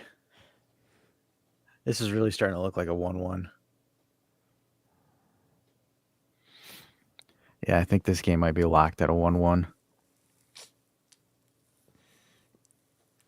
We have to be eternal optimists, though, Dash. Where's the faith? Oh, there's faith. Did I not say Yildiz was going to come on in the 85th and score one? Oh, there's faith, but I've seen too many shenanigans for the past 70 minutes for me to really have full confidence in it. Because the issue is like we're playing good as far as creating chances. It's just the end product looks like ass.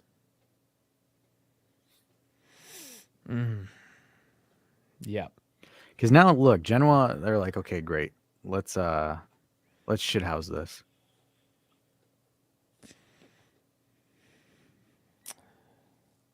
Yeah. Okay, it is 71.5. Dude, Moretti needs a sub. He is just getting bodied today. Yeah, he's ready to come off. 71 minutes, definitely. Let's see something change. Weston James Earl McKenney. I didn't realize that was his full name. Weston James Earl McKenney. That's the Texan name there, Earl. Yeah, Earl. I don't know what Allegri's hesitating on, but there has to be a sub for Moretti because Moretti has been woeful and his performance is diving.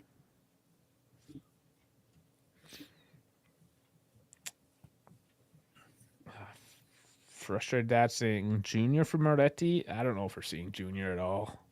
Harry says, how's the game going? 1-1, Harry. Hey, Harry. We both just bust out an English accent. We're a bunch of douchebags. We're assuming he's from England, too. Well, I mean, he has a Tottenham. And he's Harry. And it's like the prince. What's his name? Harry. Well, Harry's his name. Harry the Prince. So the Anthony, it's the Ginge, right? Anthony's was thinking of a 3-4-3, but Illing for Moretti, and yeah. Oh yeah. There it is, Illing Jr. for Moretti. So that is the call. 15 minutes. Let's see if he can cook something. No Illing though. But Colin says, no let's go. Yildiz, but Illing. Colin said, go raise your value. Go, my pleb. Yes, I didn't want to Make say yourself it. more I didn't valuable. want to say it, but he already slipped as well, so you know.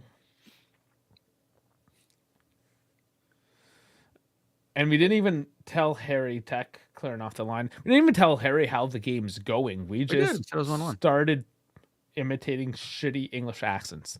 No, he said it was 1-1. They got a card on.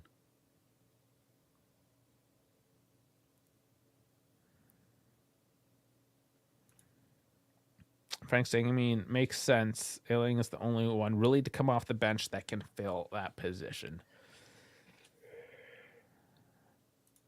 Yildiz won't be on now. Damn, that's an aggressive tackle on Bremer. Wow.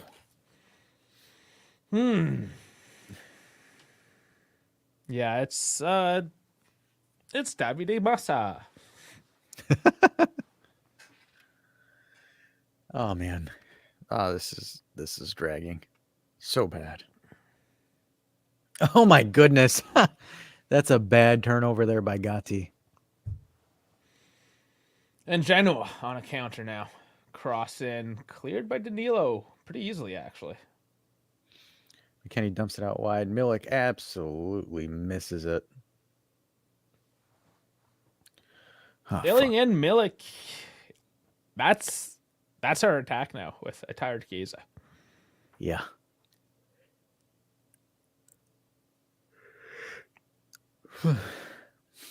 Yield is in for Chiesa, 85th minute. We do a 4-3-1-2. Some crazy, insane something or others. Yeah, completely. Just throw the kitchen sink at it. Oh, Tuffle down low.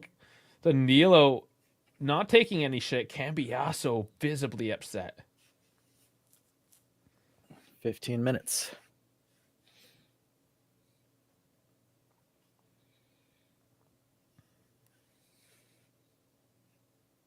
Yeah, I can see why. The rain has gone. Ref really being lenient with Genoa. It seems that way.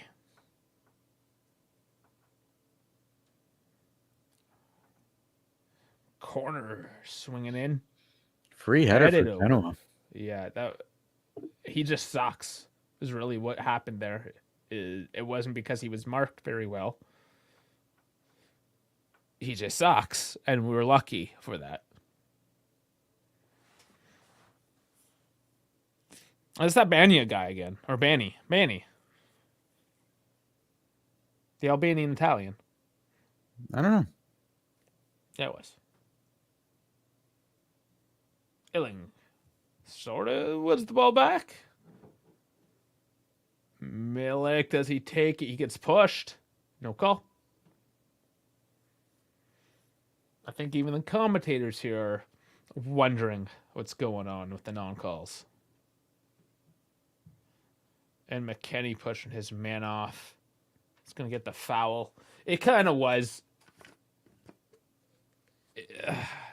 But the ref is bullshit at this point. Let's be honest. You got to call it even, and it's clearly not being called even. Davide Massa. This is what you get for your tax dollars. This piece of trash. Allegri picking up a yellow because he probably told Davide Massa that he has no friends and he jerks off to himself in the mirror.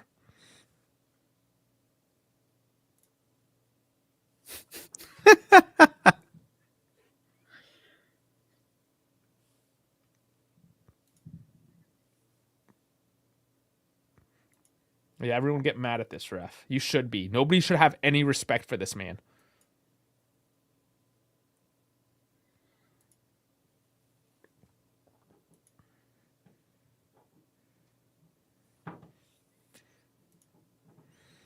Elon's happy that Max got the yellow.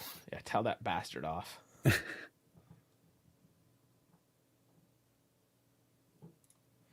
And Davide Caru saying we can blame the ref, but it's got more to do with how we were playing. Absolute garbage. No, absolutely. Yeah, absolutely.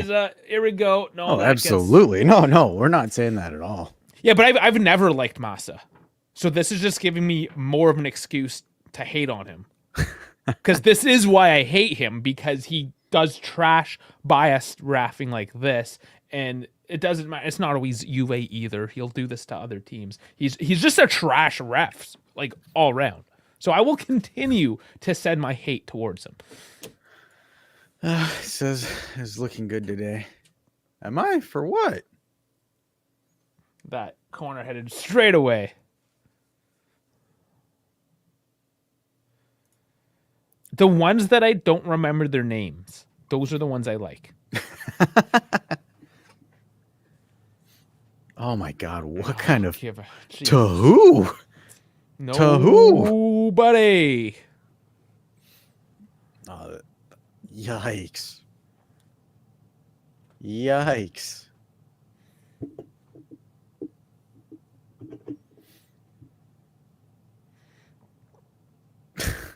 You know, honestly, I'm thinking that Genoa just did the kickoff glitch.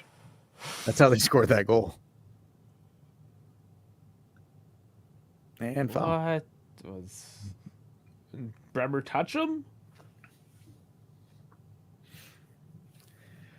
We get a point off Napoli, and now we switch off. We get points off of them, and now we're switching off to this. This is unbelievable.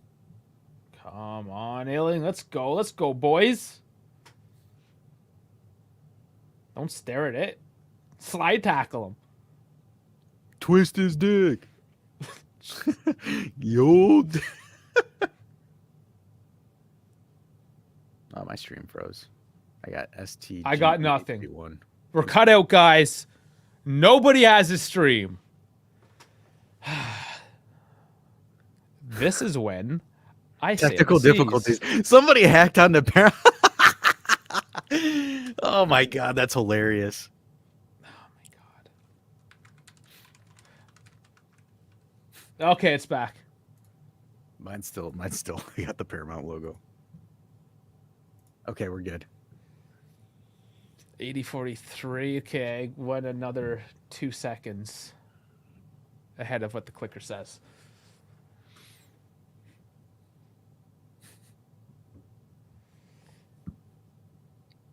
Everyone, Beppe, how many streams do you listen to at once, Sal? just everyone yelling at you.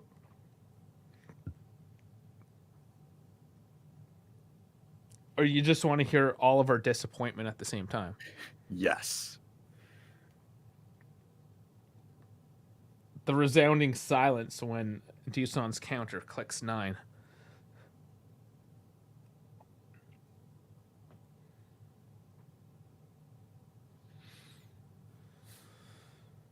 Yep.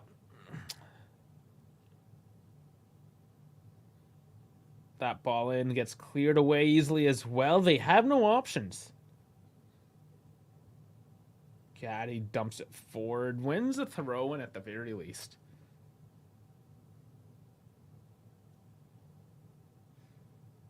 Come on, guys. Friendrup is giving you troubles on the wing. Friendrup. Does anybody know who Friendrup is? What is a Friendrup? It's Morten Friendrup from Denmark. Age 22. Kiza, what was the idea there? You play Cambiasso to your left. I don't understand the mindset on that. That was so stupid. Doesn't play to the outside for some reason. Like, play the ball to Cambiasso. Give and go. This is gonna be a fun call-in show.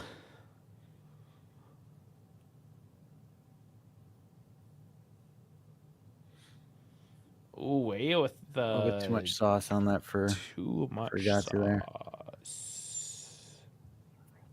Ketchup from Denmark. Why ketchup? Just to piss you off. Going. Yeah. Sal same. I'm one stream kind of guy. First Loyal. sub. So how do you know Bepe's out? No, he said he posted it on Twitter. Oh, posted. Okay. So you scrolled the twits as well, eh? Yep.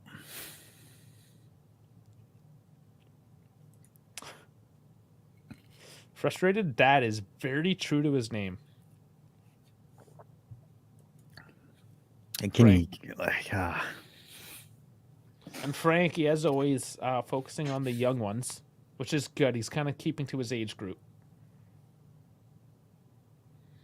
Because it's weird when we talk about the young boys all the time. So, Frankie, thank you for covering that for us.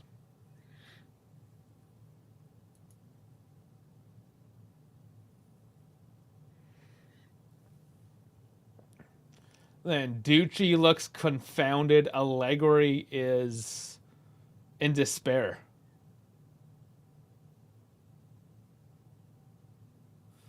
Six minutes?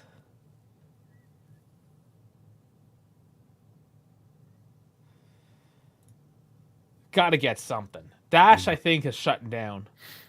I've just looking at disappointment. His biotic body has gone into a recycle.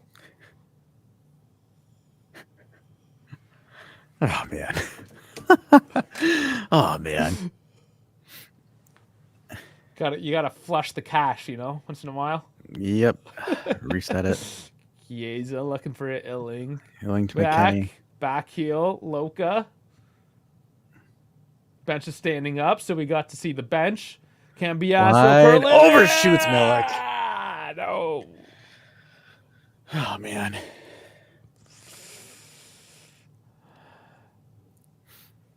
There's a reason why Paramount's not getting the contract next season.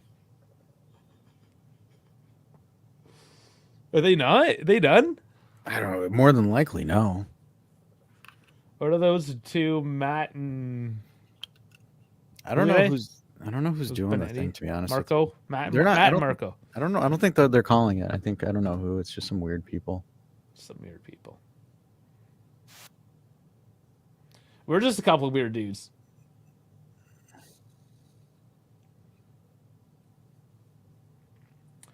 I think CBS is still going to get UEFA. I just don't think they're going to get Serie A.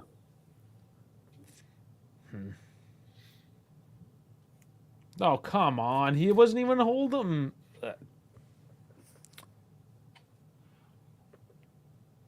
Come on now. Davide Massa. Pile of trash. We have more possession, more expected goals, more shots. We don't want possession. We don't want everything. Stats. We want shitty stats. That's when we win. Fuck. So what happens when you play with your balls too much? You lose. You get distracted. You lose focus. Get blue balls unless you finish. Just want to play with them once in a while, and yeah, just a quick finisher. 2 pumps. Painful, man.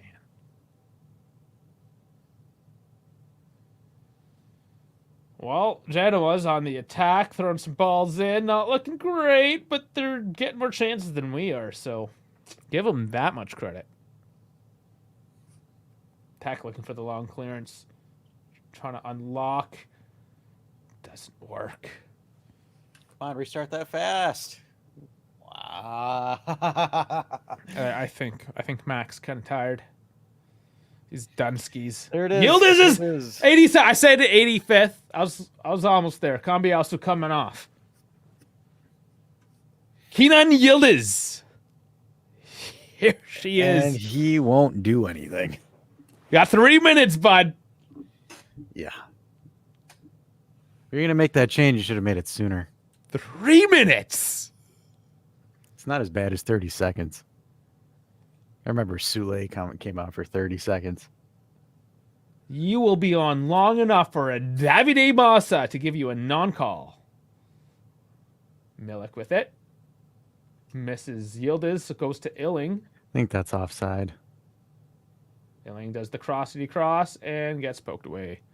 Oh, they called the corner. They're not calling the offside.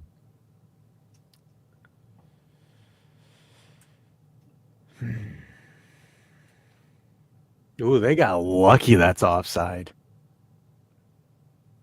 It's a good thing that was a corner instead of a goal. But here it is. Low cross. What a save. My, that was almost Bremer. What a save. Jesus. Wow.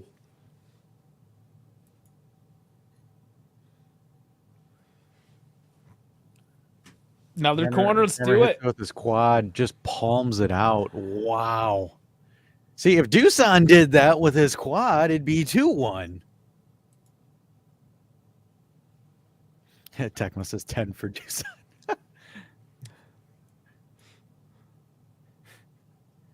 Damn, if he hits that anywhere else instead of there, that's in. Oh, that cross gets cleared off. Loca dumping. Oh, it's dropping. Not very well, though. Poor pass by the keeper to exit the ball. Oh, boy. Dare we have a chance here? All I wanted was an easy one. Poor pass by Illing there. Ooh, how is that not a call? How is that not a call? That was, I believe it is. There she is. That's on Yildiz. Brandish that yellow little. How is that on a red? How is that on a fucking red? That is such a red card. What the fuck is that? Sit the fuck down. You should be the fuck sent home right now, bud. How is that not? Fucking Lukaku got a fucking red last weekend for that shit. What are you doing on the pitch still? Davide fucking Massa. He fucking pile of trash. Great studs. Oh, he hit him with studs before he got the ball. He needs to be gang raped in a jail cell is what he needs fucking right now, Malinowski. Fuck. Studs up like that and getting away with it. That's frustrating. Studs up into the shin.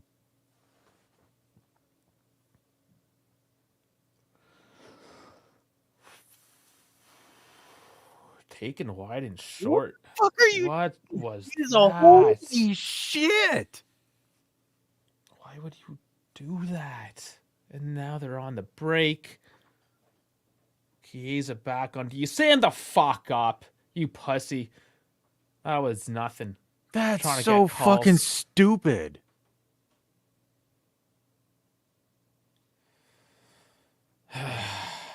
What is Chiesa doing there?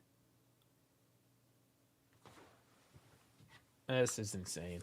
Bus touch.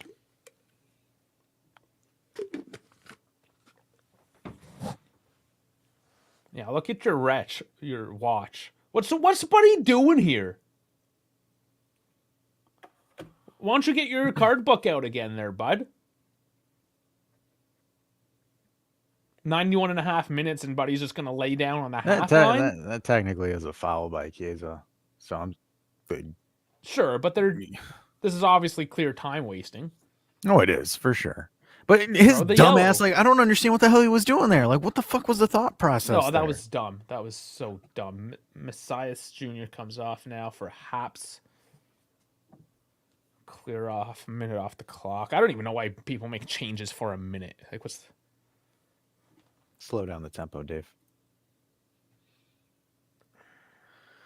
I'm going to piss so hard after this match and drink a couple beers and get mad. Yeah, you go in there. Gonna clear out so I can put some beers in. Oh my Lord. Maybe I'll just piss outside with the dogs. Come on. Like, beat their press, guys. This isn't, lollygagging and building shenanigans. Oh boy.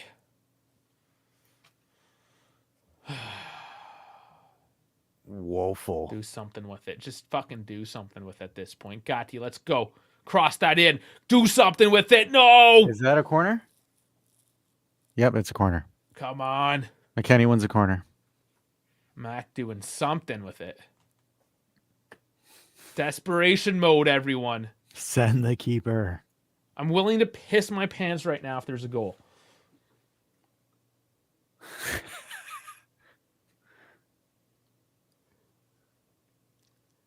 Goes up. Oh, that was a terrible cross. That was horrible. Oh, that was a terrible cross. That was really...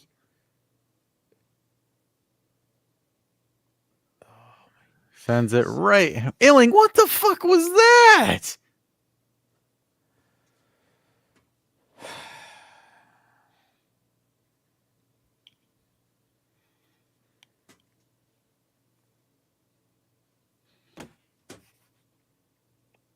I'm ready. I'm there. Bums. There. Bums.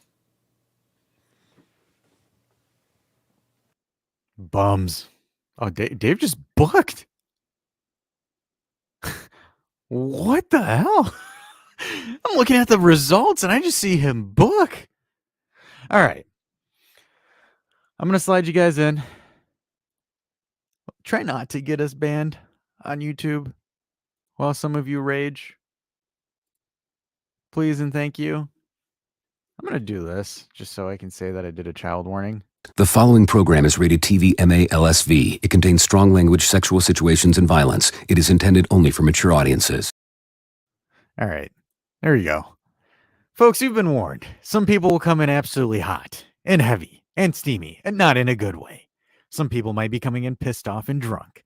Either or, you're going to be in for a good call-in show. So, I'm going to let you guys hop in and I'm going to let you guys speak your piece. I am not going to talk for the rest of the show. So whenever you gents are ready, pop on in.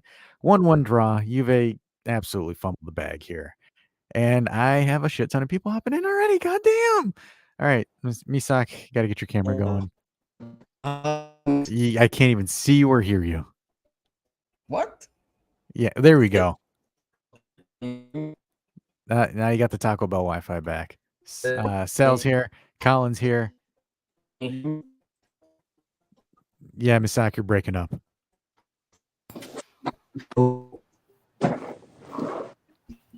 I have a Sam. Okay. All right, I hear all of you guys. Sal came in first, so Sal, I'll let you speak your piece. Frustrated, we blinked first with Inter. Really, couple things I'll say. Refs were shit, but we should have need a ref call to win. First game we're in a while where we didn't get any goals outside of our forwards, and not having Rabiot showed a lot. That's all I got. All right, go ahead, Colin.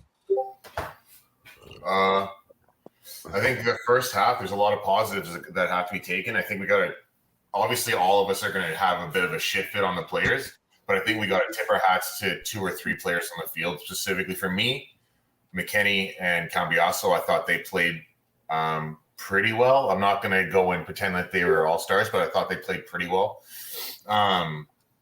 It's too bad Dave's not here because I actually wanted to touch on this. One thing I remembered a few weeks ago, I called out management and Allegri for being a coward, for not calling out the league for a lot of their bullshit. Now, in this very thing, you guys are we're all gonna cry about the referees, but we may hate Mourinho, but every time some fucking bullshit stunts like this happen, he makes it very, very well known, and then at least he gives himself 3 or 4 games of fucking half decently ref games. This is what I meant about having our club speak up for us, because it's a week in, week out thing. Secondly, I guess I have nothing really bad to say about Allegri with the exception of some of the substitutions, but I'm not the coach and I'm not the one making the tactics, so to each their own. My biggest beef of the game was that as soon as they got the goal against, instead of realizing like, yo, shit ain't over, we gotta go, we got shell-shocked. And then we shrunk. And that's not an Allegri issue. Allegri doesn't control that. Allegri doesn't control Grinta. Allegri doesn't control Hart. The players flat out regressed from that goal. And I think it was Sally, but there was zero Grint, man. There was no heart. And I think when we're judging players in to build off of, I think we need Grinta is something that needs to be taken seriously, because I think we can all agree that on paper there are some talented players on that squad, but if you got no balls, you're useless. And Tal, as to what you said last week, Chiesa, I'm done. I was done in August. But 100% he doesn't. It's not in his DNA. And Dash, if you want to give you a big fat "I told you so" about Camiso pulling a stunt, God bless you. You're absolutely right, because I think 150 million or whatever it was, whatever we can get back, it's going to be half that at best. I've preached about having an Italian core, and Juve will only be successful under an Italian core, but Chiesa is not a part of that DNA. I think Gatti is. I think Cambiasso is. But right now, I mean, I don't have a lick of bad shit to say about Allegri, but there's a lot. Our players need to go look in the mirror real quick and look at the men to the left and the right, because that's fucking shambolic. The attitudes throughout the game or lackadaisical attitudes, I thought it was shambolic. And Allegri can't fix what you do in those 90 minutes. You got to do that shit. Dave, what happened? You like switched entire attires. I mean, that was a rough bathroom break. That must have been a rough bathroom break. You say he was getting beers? Yeah, I got a beer. Can I go get a beer? Wait. I was cold. I was shivering that match. It's warm out today. I thought it'd be decent. Dude, you came in like straight fucking Bill Belichick like this. Yeah. Just like, No, this is more how I live my life. Seattle. I am Canadian. It is all about the hoodies. And my dog's not letting me use my mouse again, so Misak can just like hang out. I can't put him in the room. I'll put him indoors. Sam, you're next. Go ahead. Speak your piece. How you doing, guys? What's going on, buddy? It's been a while. Really, yeah, it's been a minute. Really frustrating game. I don't blame Allegri. Like my friend here said, it's on the players. You did not see urgency after the goal. Last 2 minutes, passes between Danilo and McKennie. No urgency to push up. Like, what the hell are you guys doing? It's top of the league matter. Like, you either be top of the league or not. What are you doing? Frustrated with Vlahovic again. Bad control. Nothing. No impact in the match whatsoever. Yeah, he gave the pass for Chiesa. Chiesa, though, I don't agree that he's not Juve material. I think he's a great player. We do lack creativity, though. Other than Chiesa, one player alone can't do it all. Cambiaso is good with him. When you pair them together, they can do stuff. But I think we need that spark, that creativity. Paul Pogba, Douglas Costa, someone like this in the team. We need to have someone like this in January. Absolutely. This is very frustrating. And not to take anything away. Sorry? You can have all the fancy players you want. I agree that there's some creativity needed, but without the balls to defend the 90 minutes, then it's all for naught. It's all for naught. You can have 10 creative players, I want to say 10 Zidanes because he's a fucking pit bull, but you have 10 Chiesas, you'll still lose that game. Yep. Well, all day. I mean, Genoa is not an easy. I still want on, Tal. Just one more sentence. Genoa is not an easy game. They beat Roma. They drew Napoli. It's their home. It wasn't going to be easy, but you need to create more chances. We did not create any chances this game, other than their chances that came from their back line. It's ridiculous. We had a pretty good expected goals. I mean, we did decently well. It's obviously, I think the big one is Dusan absolutely fumbling it there. But may I for a second? Go for it, and then we'll get Tal next. Sorry, my bad. Tal, go ahead, man. I can be patient. You know me. I go on my rants anyway. So same here. Okay, well, that's just fuck that XG nonsense, man. A lot of those, I feel you like Dusan screwed the pooch, but I feel like it's calculating a lot of those half chances. We're on the byline and like McKennie's giving it a quick scooch across and hoping for the best. That's why sometimes I feel like we definitely should have won with the opportunities presented to us. I'm not willing to blame the ref for the entirety of it while he did fucking not help us. But I love to hate him in particular. Just let it be known. But this is what I was saying earlier, brother. This is why Juve, when I said that Allegri and Juve Agnelli have to stand up and start bitching and complaining and making moves, this is why I said we have to do it. Because now, week in, week out, this shit happens. And Allegri, nobody's going to say nothing. We're going to take it on the chin and pretend like nothing happened. I think next week's going to be the same thing. Whereas, not to repeat myself, gentlemen, but because Dave actually wanted this specifically for Dave, but Mourinho bitches and moans, but at least he gets a handful of games where the referee's semi-half decent because he's drawn so much attention to that game. Hate him, but at least he's looking out for his team. You mean like pretty much like bullying the other refs, which I'm okay with that, to be honest. He kind of got a yellow for it, but we got to let Tal go because we got to keep this running in order. So Tal, go for it. Cook. Yeah, I put this one really squarely on Dusan's shoulders. This was the game that like he really needed to step up, and he obviously didn't because he's incapable of it, because he's actually, it's just that like Scooby-Doo meme and it's Piontek underneath. But Also, you know, if I'm gonna call out another player, like I had like Miretti was invisible today. Invisible. Yeah. Like No, his voice isn't. His thing's no, not working. no, Misak, you can't call in from the airport. I tried that already. It doesn't work. Johnny And so it was just frustrating to watch. Really, you know, exactly. Miretti's not ready yet. He's not ready yet. Not only is he not ready, he needs like a year-long loan where he can fuck up, he can be invisible in games, and he could just nobody's gonna give him shit for it. Like this is gonna put him on the bench for another 5-6 games. Like he's not getting another shot. Like that's how Max is. And also Max harping on players with experience. Players with experience win you games like this. Okay? Those are the players that say shit they just equalized on us. We need to strike hard, like kind of like what Colin is saying. Like you need to just get in there. And players with experience, like Milik is that kind of player, but he's kind of always been like a fringe bench, not really your starting guy. Like we need somebody that can like grab the game by the scruff of the neck kind of guy. Oh, you mean like this guy? You just wake up and then your heart is just pumping. Boom, boom, boom, boom, boom, boom, boom, boom. Yeah. The scruff of the neck. That's not what I said, Dad.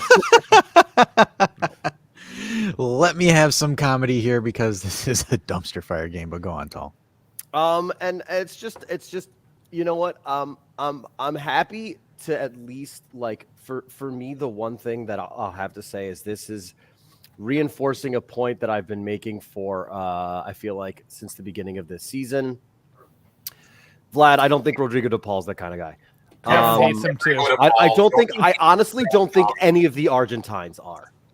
I can't name one Argentine player that I would say, yeah, give me that guy. He's going to be the game changer for us. Can anybody name him? Not even Messi. I wouldn't even you threw Messi into this squad today, and he's fucking bitching and moaning and crying the whole time. Sule? How about Sule? We don't need. No, I don't know if Sule does it either. Okay. Like, hey, let's see if Misak can break through or not. Misak, let's hear it. He looks Nope, still not working, buddy. Misak sounds haram right now. Try doing a restart, buddy. It's not working. It's too bad. It's too bad. He's got good stuff. Tal, if you're all set, we'll pan over to Jeff. Go, Jeff. You know. Well, the game was scrappy. I thought the whole game was just scrappy. It was just a shit show, and I think to reiterate, I think Dušan's just not. He's not for this team. We just got to let him go. It's just time.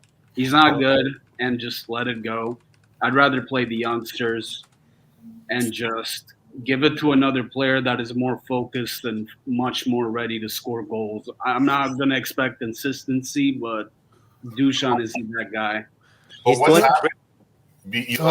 Allegri is known for winning scrappy games. So what's happened with the players that have made them say, fuck it, I don't care anymore? So I got to call this out. No, Sorry to interject. here. Dušan is saying, fuck it, I don't care anymore. I think that's really the guy. And no, I think he cares. He just sucks. Chiesa is not a forward. Like, he's not good. To say it. He's not a goal scoring forward. He's a winger in a 4-3-3 formation. That's it. That's the only thing I see is Chiesa. 4-3-3 winger. That's it.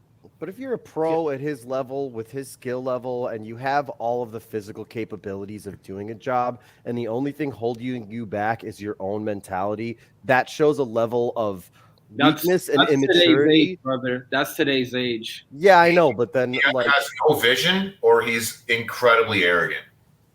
Both, neither of which we need. Or both. I think. I like to call out, guys. I like to call out as they come out the new viewers, people we recognize. Sorry to cut you off there. So just a quick interlude. Dana's music. I don't believe we have seen you here, so welcome. All I gotta say is that you have one of those names where you think it's gonna be, maybe genteel a little bit, but you come and do you saw him play like a little bitch too. I can't believe we bought him for $80 million. So thank you for coming in hot. Thank you, Dana's music. Welcome to the show. And there was another one there as well. I believe Pierre Portella. I'm not sure if we've seen you before. Welcome everyone who's new and who's coming back. There's Alessandro Coltrera as well. Please do like and subscribe. Thank you very much for Join the all the Discord. newcomers. Can I add Join a the comment? Discord. Go ahead, Sam. Thanks. Just speaking about the team and the spirit of the team, actually, I feel like this team now has a little bit of Juventus spirit. Before they were not a team. We saw that in the past 2 years. I think Chiellini has a moment with Allegri, infamous moment about saying that this is not a team. Now you can see that they are a team a little bit. But yeah, players maybe like Vlahovic don't help because when he's not scoring and he's complaining and bitching, he's, first of all, spreading negativity. Second is like blaming the team for not creating enough chances for him, which is also like, okay, but you did good at Fiorentina. This is a totally different team. You have to put the effort. You have to do good as well. You have to control the ball, the first touches, stuff like that.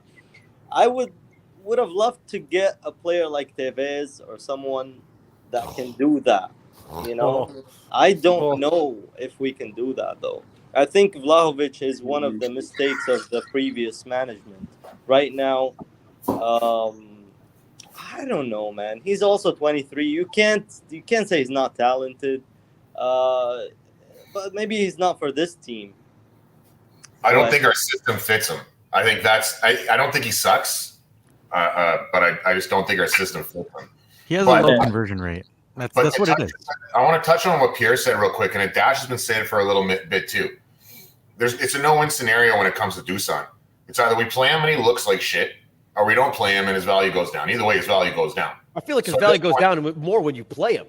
Yeah, exactly. At this point. So why not create like a Guardiola type of fucking drama where just there's some sort of irreparable damage between the two, like Allegri, and on the bench. The issue with it is Allegri's covered for him enough. That's the problem, right?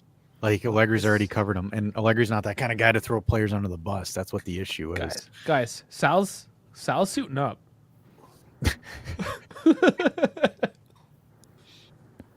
So I thought maybe we're gonna start embarking some hooliganism here. I'm about to. So unfortunately, we're stuck with Dusan, and because reason why is our squad is not deep. We have no bench. We have no real quality on the bench, and we got Kane hurt for what, another month? Yes. Who else we got? I mean, like I said, even in our midfield, we had to play Moretti, Woeful. I'd love for him to go on loan. Guess what? He's not. At least not in January. Why? Because we have no bench. We are stuck with these guys unless something happens in January. And I don't think anything big's happening in January. So we don't have quality on the pitch too. Right. Well, that too. I wanted to bring back that Dusan conversation because on Discord I did manage to bring on it was a YouTube short with what Berbatov was saying, and the whole thing about a number 9. When you're playing that striker position, you have to understand your players millions and millions of times. You got to know your players' habits. If you know Kostic has the ball, be ready for an aerial attack, like to be able to jump and head the ball. If Chiesa has it, try to make an off-ball movement to either distract one of the defenders so he can have an opening to shoot, or to pass it to Dusan and score. But the problem is, in his head, he does something and then like bitches at the ref.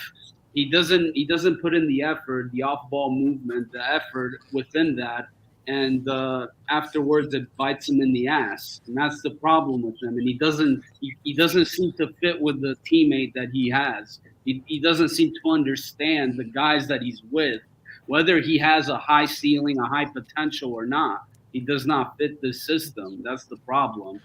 So that was one of the things I wanted to bring up with that short with Berbatov from Man United at the time. So I'm going to cut everyone off real quick because he's been waiting to get on. I'm going to have a better entrance, so just bear with me. But we've got everyone's favorite Habibi.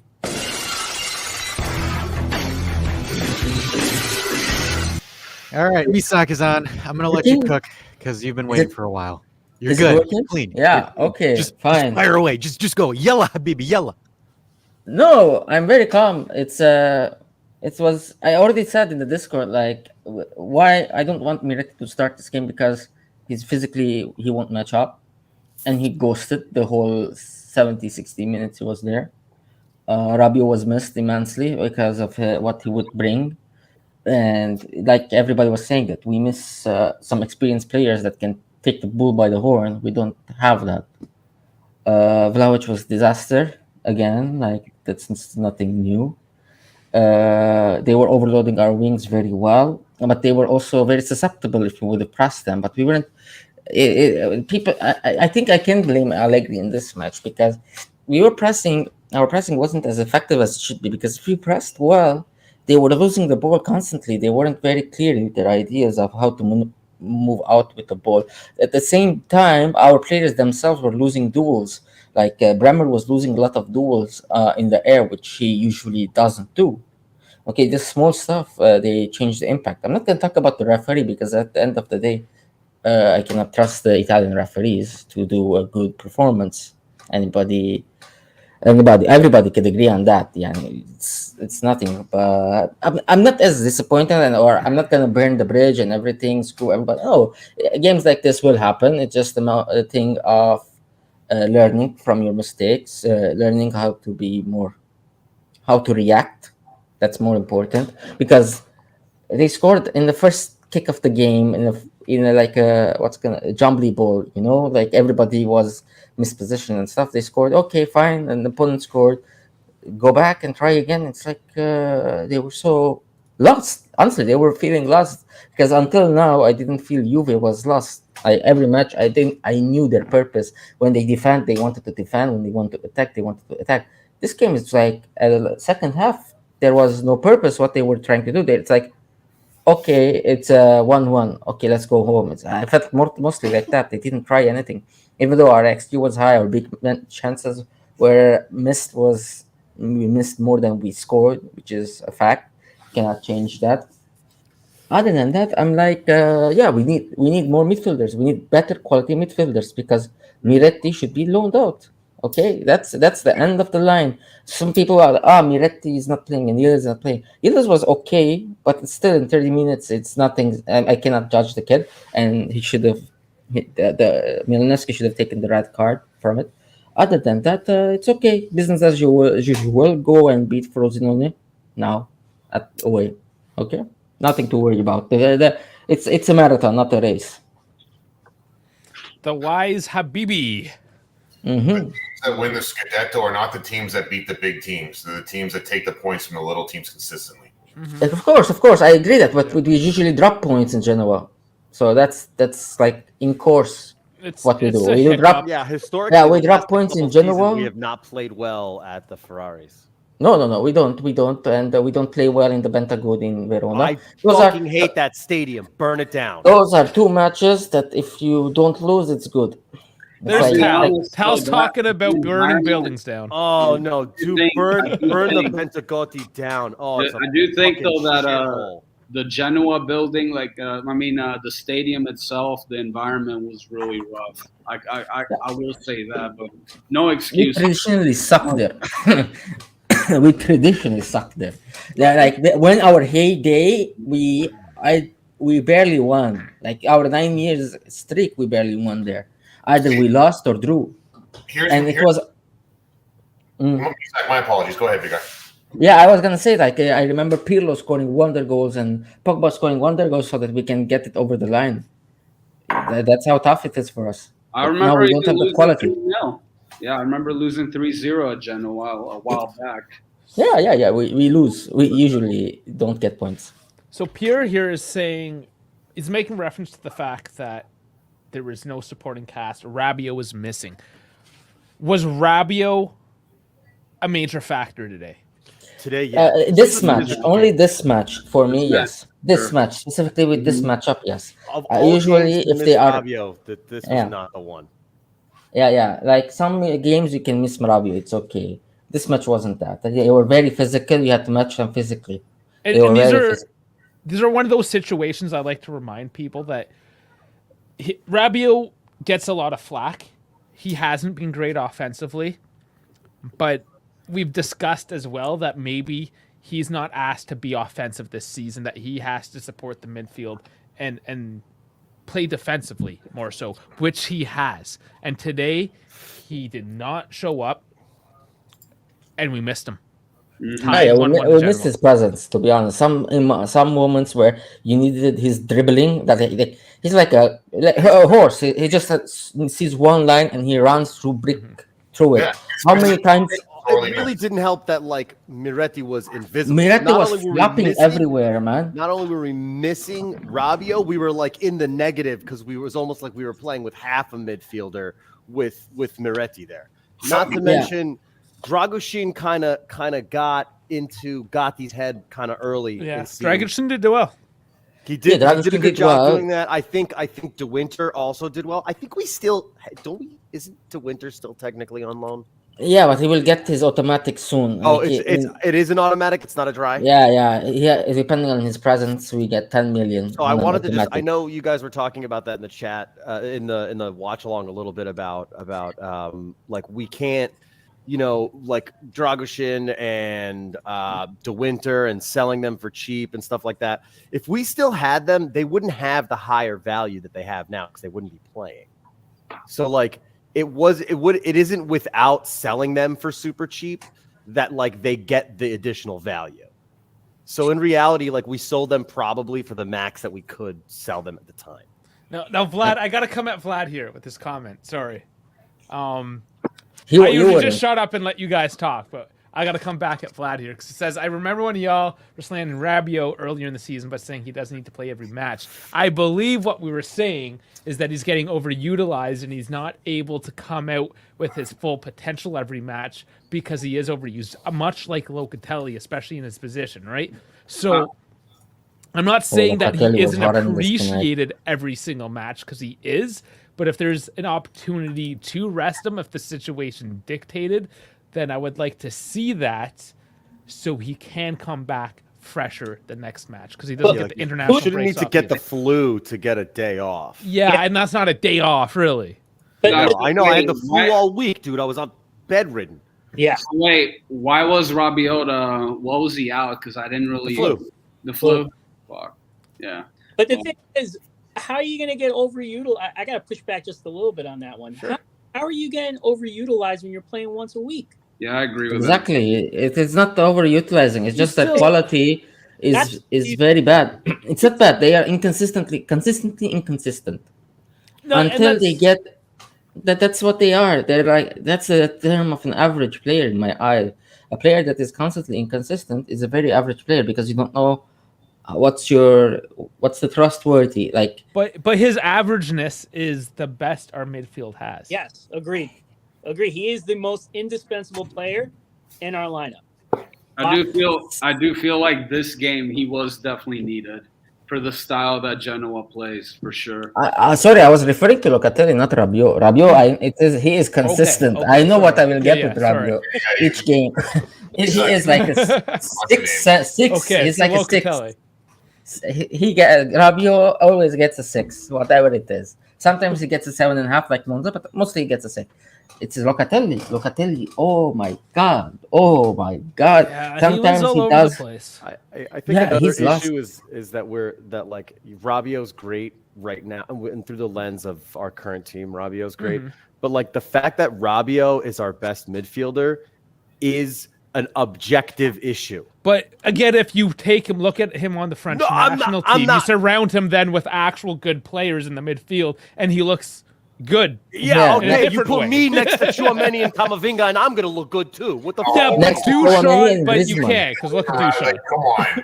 No, come on. I mean, I got. No, you still look like absolute trash. You can't cover them. You cannot run as the crazy horse. What you need to say is you're surrounded by Griezmann and freaking Mbappe, Griezmann, and Tal has to run for everybody because Mbappe doesn't track back. What I'm saying is, yeah, but I go studs up with Tim's on, so nobody wants me playing. So you're like Malinovsky. And what I'm saying, no, well, I wear like work boots with just threaded screws through the bottom. Jesus, much more dangerous. The classic leather boots. Fuck, I don't even know where we're going anymore. Listen, put your nail-studded leather boots the fuck in the closet. Sal and I had a conversation yesterday, and we were talking about the boomers versus some of the young guys, and they're all how we were talking about how the young kids say "remember when," and Sal made the comment of being "remember when." Back in my day, well, remember when for some a lot of these guys is Conte, and this conversation proves it. When everyone's just like, "Oh, we've historically had issues with Genoa." I don't know. No, 10, 12 years is not history. If you go look up our record against them, we're it's not even close. It's not Look at it and in the Meazza, what's the statistics? At the Meazza, not away. Away we always like when they come to us, we always win. Of course, yeah. It's a joke. I'm saying at their place. Away, we're still over 55-60%. It's like one of those stadiums that we're just terrible at. It's there. Yeah, but we historically it's Juventus. Our average even against Inter Milan, it's 55%. Okay, we always win against Inter Milan, the so-called rival, our biggest rival. That's not the point. If Inter Milan and Genoa are having the same rate, there's something fishy there. You don't think? There's something very fishy there. And also, I remember with Antonio Conte, the first year we drew like 7 matches back to back or 6 matches back to back, and then we started the run. So it's okay. Sometimes you're gonna drop points. There's nothing wrong. Just learn from your mistakes, learn to man up, and stop being so inconsistent. And like the thing was, Allegri just put in forwards and more forward and more forward, and like nobody's doing anything. Ilingini was horrendous. Yildiz was okay. Cambiasso was great all the match. That I have no complaints on him. Chiesa is always doing the same thing, always trying to cut in and try to do an R1-0. You know, try to do a curl shot. But he's like a reverse Iron Robin. That's what he reminds me of. It's like Iron Robin. It is Iron Robin, but the other side. Bad. No, Iron Robin, but other side. That's what I'm saying. The Iron Robin in reverse.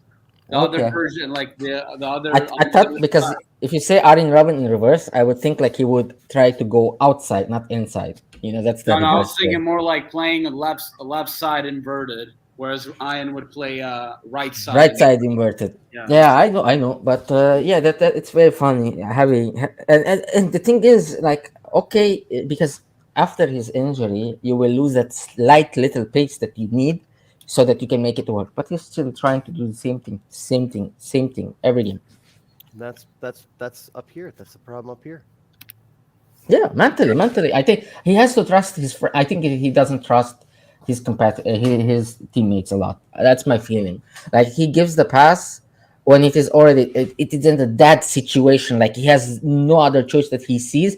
Then he does a pass. You know that he cannot take a shot off or stuff. Then he like no. First look at your options and then decide. He's like crazy about it. Still a world-class talent, but talent doesn't get you anywhere without the right mindset. I have those stats, by the way. Yeah. So 4 matches, 16 of them at Ferrari. Juventus win, Genoa 5 wins, 3 draws. At the Ferrari. At the Ferrari. At Ali, 18 games, 15 wins for Juve, 3 draws. I said you're proving the point. Yes, I said already. I wasn't lying. I wasn't lying at all. It's like the Bentagodi. It's the same shit every time. We will drop points. It's okay. It's fine. And better not losing because you still need at one point can be crucial later on. Now Lazio is the boogeyman of Inter, technically, historically. Inter usually drops points against Lazio, but Lazio suck this year. So usually what's going to happen is that Inter's going to drop points in this match. Like Inter maybe they'll draw, and because we didn't win, so it'll be the same. This draw is going to feel shitty after whatever happens with Inter and Lazio. Like imagine if watch. Yeah, that's what's. I feel like it's like a script at this point. Like we're looking at this as on a 1-game scale, and I think if you step back and look at this in a multitude of games, if we cannot figure out a way to change the mentality or improve the mentality of the team, I'm not worried about dropping points per se. I'm worried about how we drop those points. If it's a scrap all the way through and we're trying to make things work and it's just one of those games, the ref, the post, or whatever the fuck, so be it. But the fact is that once that goal was conceded, we kind of just I don't want to say gave up, but We didn't know what to do. We lost our head. We lost our plan. Exactly. So it's not dropping the points. It's dropping our heads is what gets me. Yeah, but it's the first time we're dropping our heads. It's the first time that they were without a plan. Sassuolo. First time. Sassuolo, that's not dropping the head. That's dropping the fucking bomb on themselves. They shut their pants. Again, Patrino saying not Bologna is the boogeyman. Like I said, I believe it was in the pregame. It's just we can't handle our sausage. Whether it's Genoa sausage or Bolognaise, we can't handle our sausage. We have issues with it. It flops around. We can't get a good hold. It's a little greasy, if you know what I'm saying. That is worse than a dad joke. That is I don't know about sausages. No. Hey guys, look out back behind the chemical. It's your job to stop him, Dash. Well, so I do have to. I'm coming in and I'm coming out real quickly. So I do say thanks for tuning in, everybody. I have to. I know, right? One pump and I'm done. No, but I do need, because I do have a business that I have to go run. So I do bid everybody adieu. And damn it, you gotta make sausages. See that? Sausages, Habibi. That's haram. He feeds the sausage. Shway, Habibi. Shway, Habibi. Shway. Shway. Okay, sure. But I do appreciate everybody joining in. We did peak at 30 viewers at one point live on the stream. Also, guys, if you want to have a good shithouse conversation with all these, I only peak when you're on the stream. That's weird. Okay, so if you guys want to continue the conversation after the call-in shows, you can always hop on Discord, communicate with everybody that's in this video screen right now. They all talk in the Discord.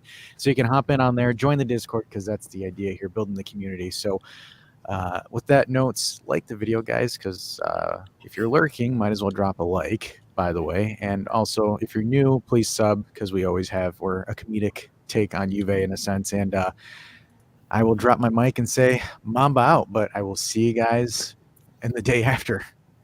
So, all right. Later, everybody. Brother. See ya. Later, bro. He left me in church.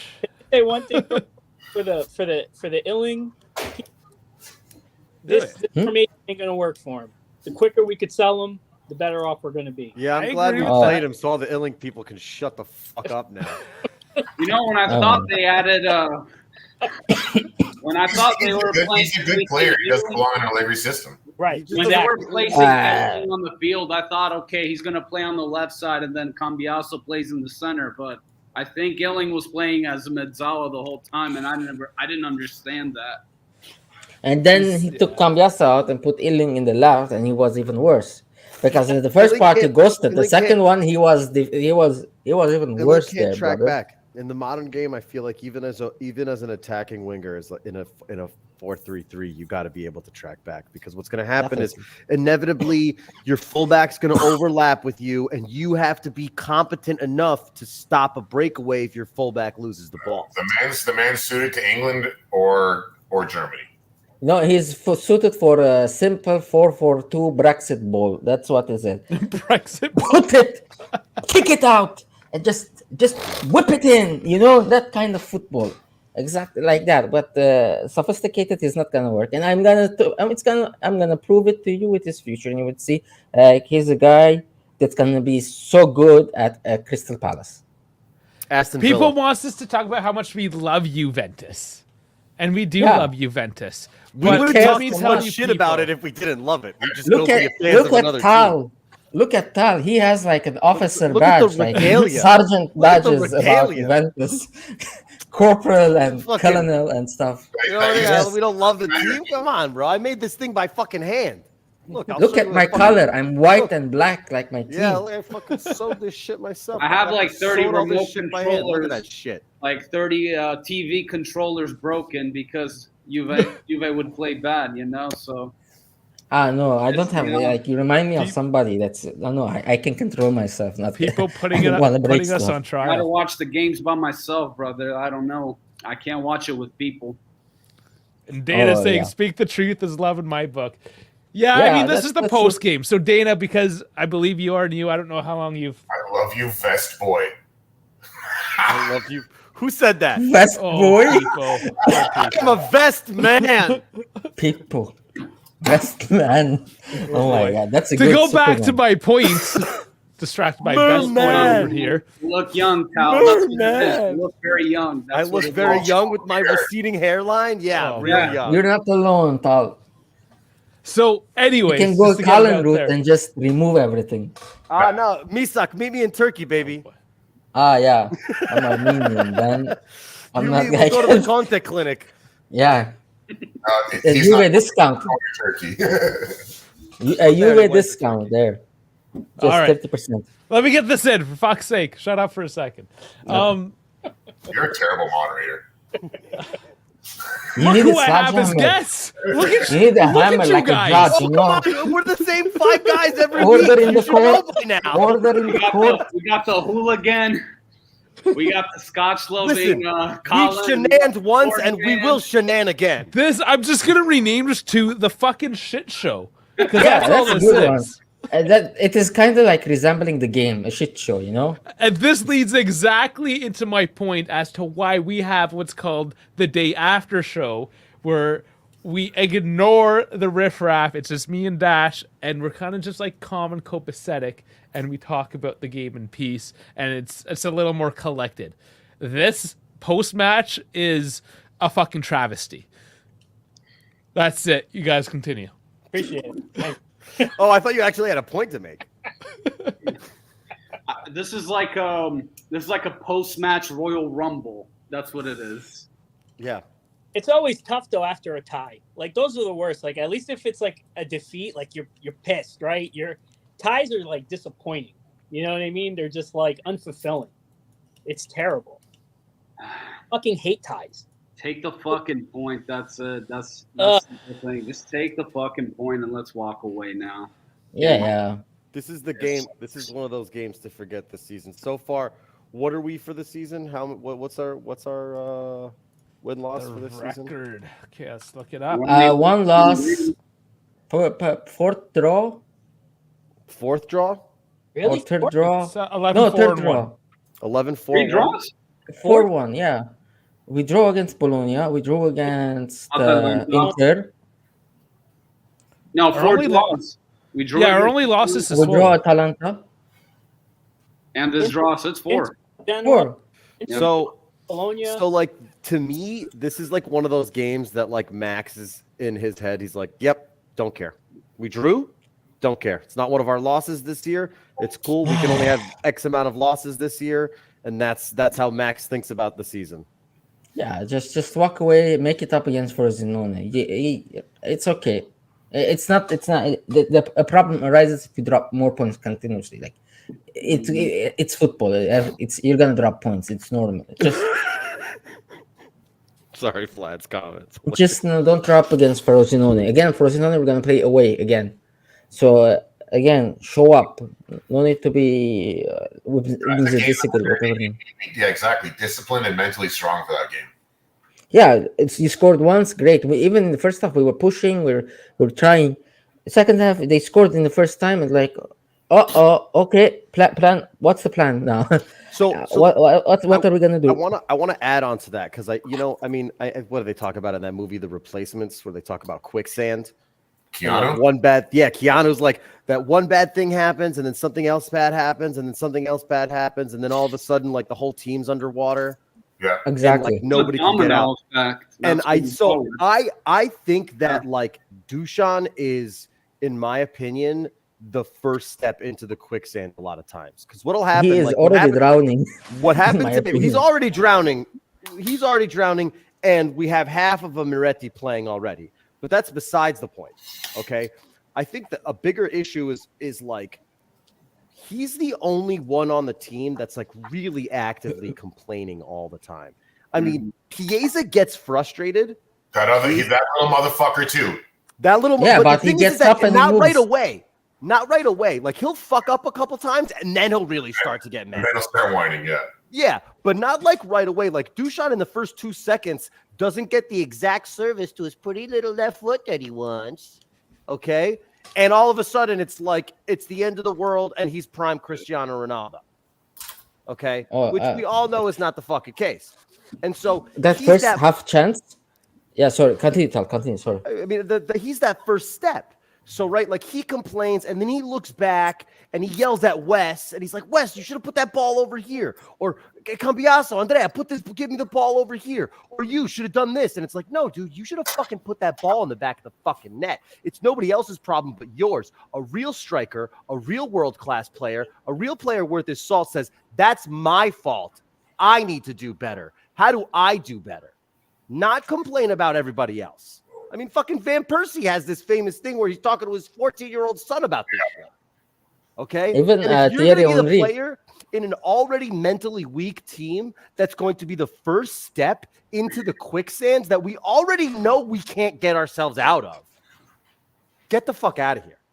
Yeah. Sorry. We should sell him as soon as possible. No, again, it's the same point I made about like posting that video. Again, you have to understand your guys. You have to understand what you're doing. Like, what's their strengths and weaknesses. Thierry Henry has I think it was Arsene Wenger sat him down one day. Yeah, he wasn't clicking with the team, and he goes, hey, if you're gonna get a pass from Dennis, where are you gonna stand? If you want the ball to get to you the best. Or even with Freddie Youngberg, I've seen that video though. Yeah, no, and he's like, if Freddie's gonna pass you the ball, where are you gonna stand? Oh, well, I should be over here and I should get the ball with my right because he always likes to pass with the curve on the outside. Exactly is what I'm trying to say. Yeah, and Dusan doesn't know how to fucking do that. Look, I've played this game myself for like years and years and years. Like played like attacking mid. I've played the 9. I've played the inverted wing. At the end of the day, this is a team sport. You have to understand your teammates. You got to know their habits, their quirks. You got to know what to do. And then from there, you end up creating those open pockets of spaces and the off-ball movements. You got to click. You got to click. The problem is he has no maturity. He has potential. He's got a rocket of a left, but he has to have that. Like, he has to be able to click with his teammates. Like, that's not always something you can teach. It's not something you can teach. And I don't think you can. Yes and no. You have to be mature. It's a mature, and we can't. He's not going to mature if we just keep giving him fucking like all the chances in the world like this. Like the thing is that even for his own career, he needs to leave because otherwise he's just gonna be this guy. If he wants to improve and he wants to mature, he needs to realize like go to a new club, be like, hey, I fucked up at Juve. I need to start from scratch.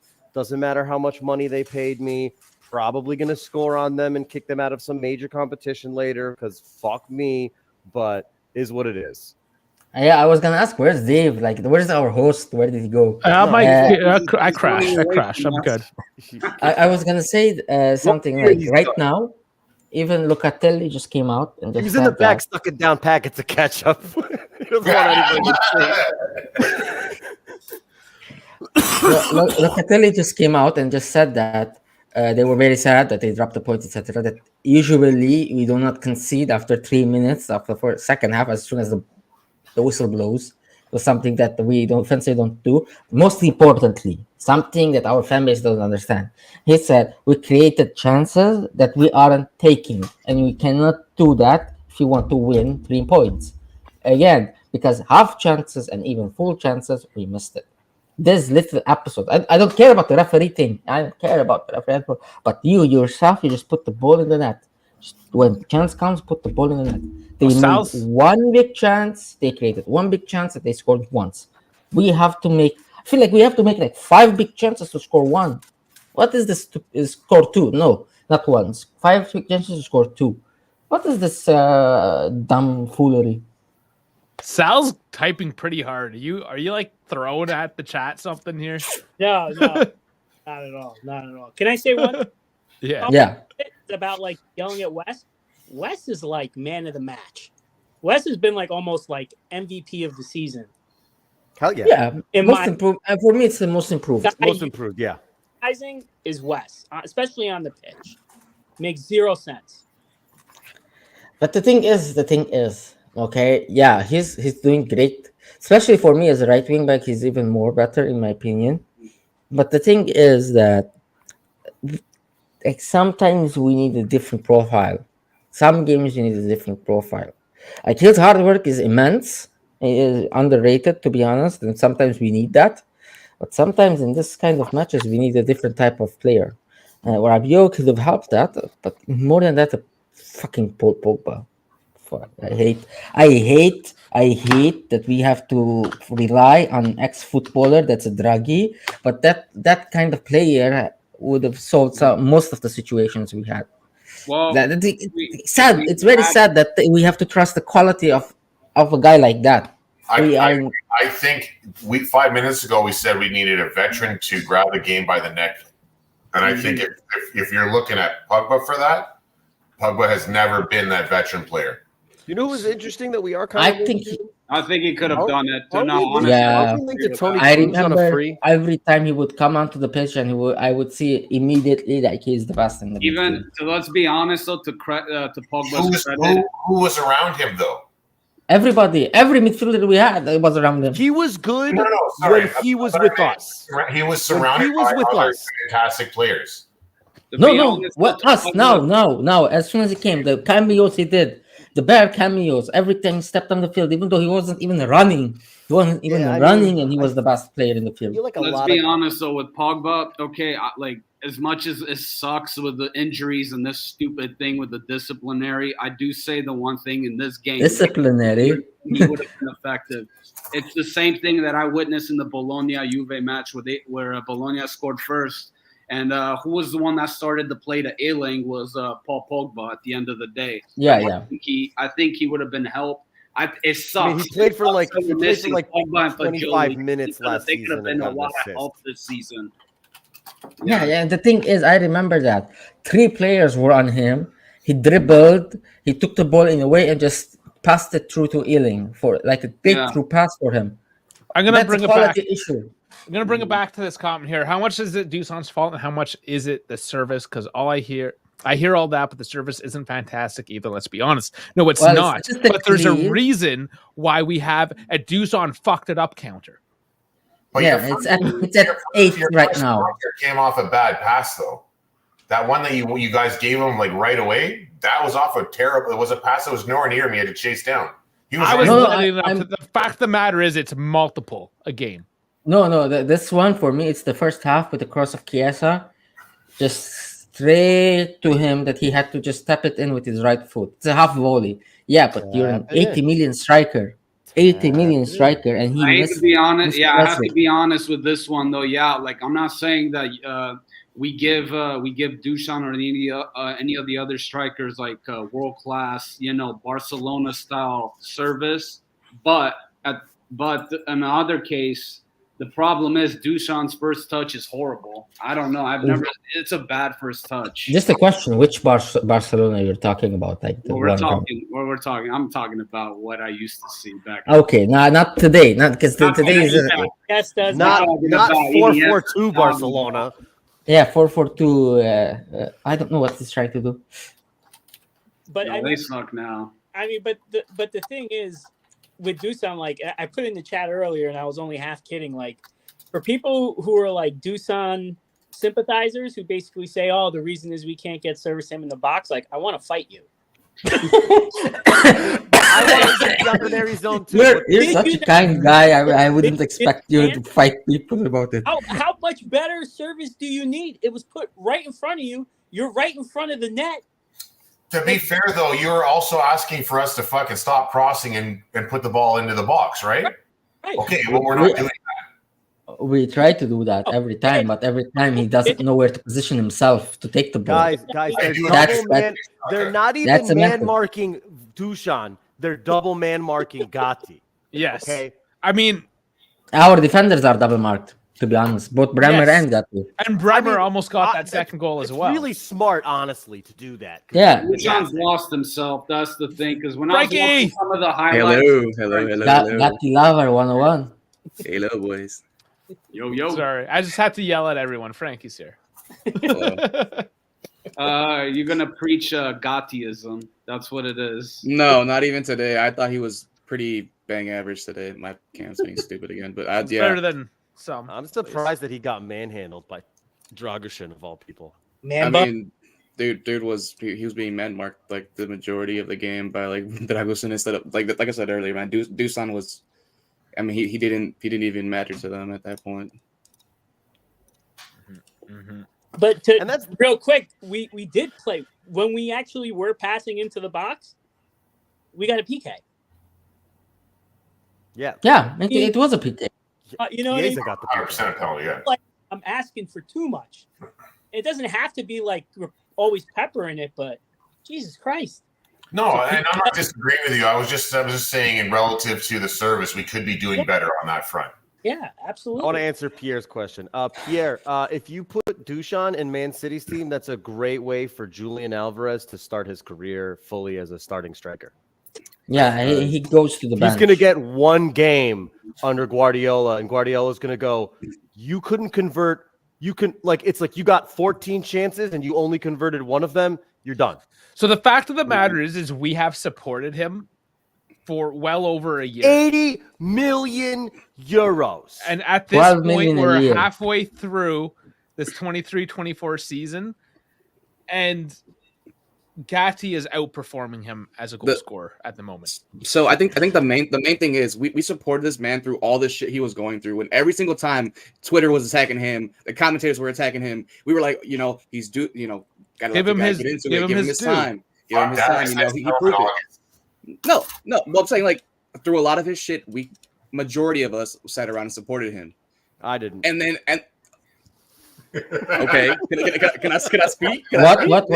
Damn, let me speak. Let me go. It's like a majority of the time, we supported the guy, and now it's just inexcusable. There's no reason to keep supporting him if he's gonna keep doing what the same. What is Vale bullshit. Verga?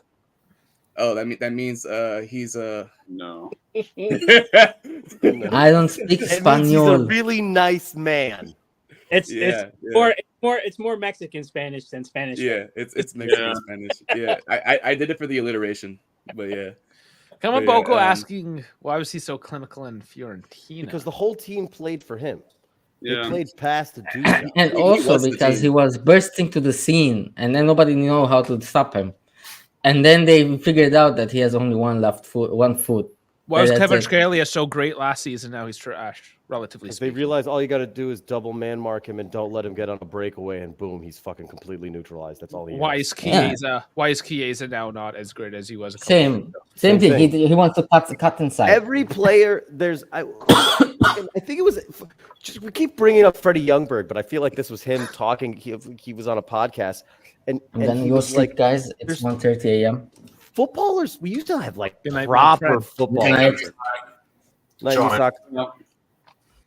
used to have proper footballers. You know what I mean? Like guys used to be fucking like oozing with fucking football IQ and skills, and now everybody's just like kind of like this like one trick pony. Like, oh yeah, I'm only good with my left foot. I'm great in the air. I can do this. Like I can only blame the Premier League. Only do this. I blame the fucking Premier League. I blame them so bad. I hate the Premier League. I blame the Italian purists for this. The problem in Italy across the board, the Italian purists, we fucked our national team, our clubs, Juve, Inter have once that whatever, I don't care, foreigner rule got taken out, where we just went and bought whoever was the cheapest, fastest player, and next thing you know, there's no Italians but a bunch of Africans because they'll play for cheap. Don't care how this sounds. It's a fact. Italian players stopped playing. And now we don't have anybody that can play in any of the facets of the game from that respect because they're not getting the time, with cheaper players always put over top of them. And then when it comes to this, the upbringing in Italy, right now it's tactics. And I hate to sound like Cassano, and I've said this to Misak about the XG thing. XG only represents a small portion of the game. It doesn't. At the end of the day, soccer, European football is unlike any other sport because it's an art form. Hockey, American football, all that stuff. It's a different sort of chess game where everything is micromanaged. Soccer is not a micromanaged sport, and I think that is not. I think Allegri is one of those coaches, but I think those coaches, Klopp, Guardiola, have kind of taken over across the board, and I think they're strangling out the individual creativity in the game. If you don't play Allegri's way, you're done. If you don't play Guardiola's way, you're done. And it's not an indictment on Allegri, it's an indictment on football, the modern game now, because I don't think you will see guys like people had mentioned Del Piero that we all grew up with, or I don't think you'll see Batistutas. You're mentioning more like a South American style where you're letting the players be have a little more freedom in their game. That's not a South American. Now it's a South American style. No. But back in the day, even the Catenaccio days, you still had your players that you would allow to do what they needed to do to get you the goals. And I think because of all the tactics, I think it's kind of put a stranglehold on the game, and then we've lost it. I know what you mean. I know it's not enough elegant players. Like if I were to go 20 years ago, actually one of the reasons why I really liked Juve, two reasons were Del Piero A and B, Zinedine Zidane. Like Zidane was a very elegant player. How old are you though? I was about like 8 or 9. All right, that's good enough. Yeah, I was like 8 or 9. You know what it was in Albania? Like, okay, back prior to moving in the States, I had a majority were just dick riding on number 9 Ronaldo, Brazilian Ronaldo. So I was like, you know what, fuck you guys. I'm gonna pick another one. So I decided to pick Juve, and I've been with him ever since. Yeah, never changed. So Vlad makes a point here. Like Allegri is pretty pro freedom. Like do what you want. He's like, absolutely not.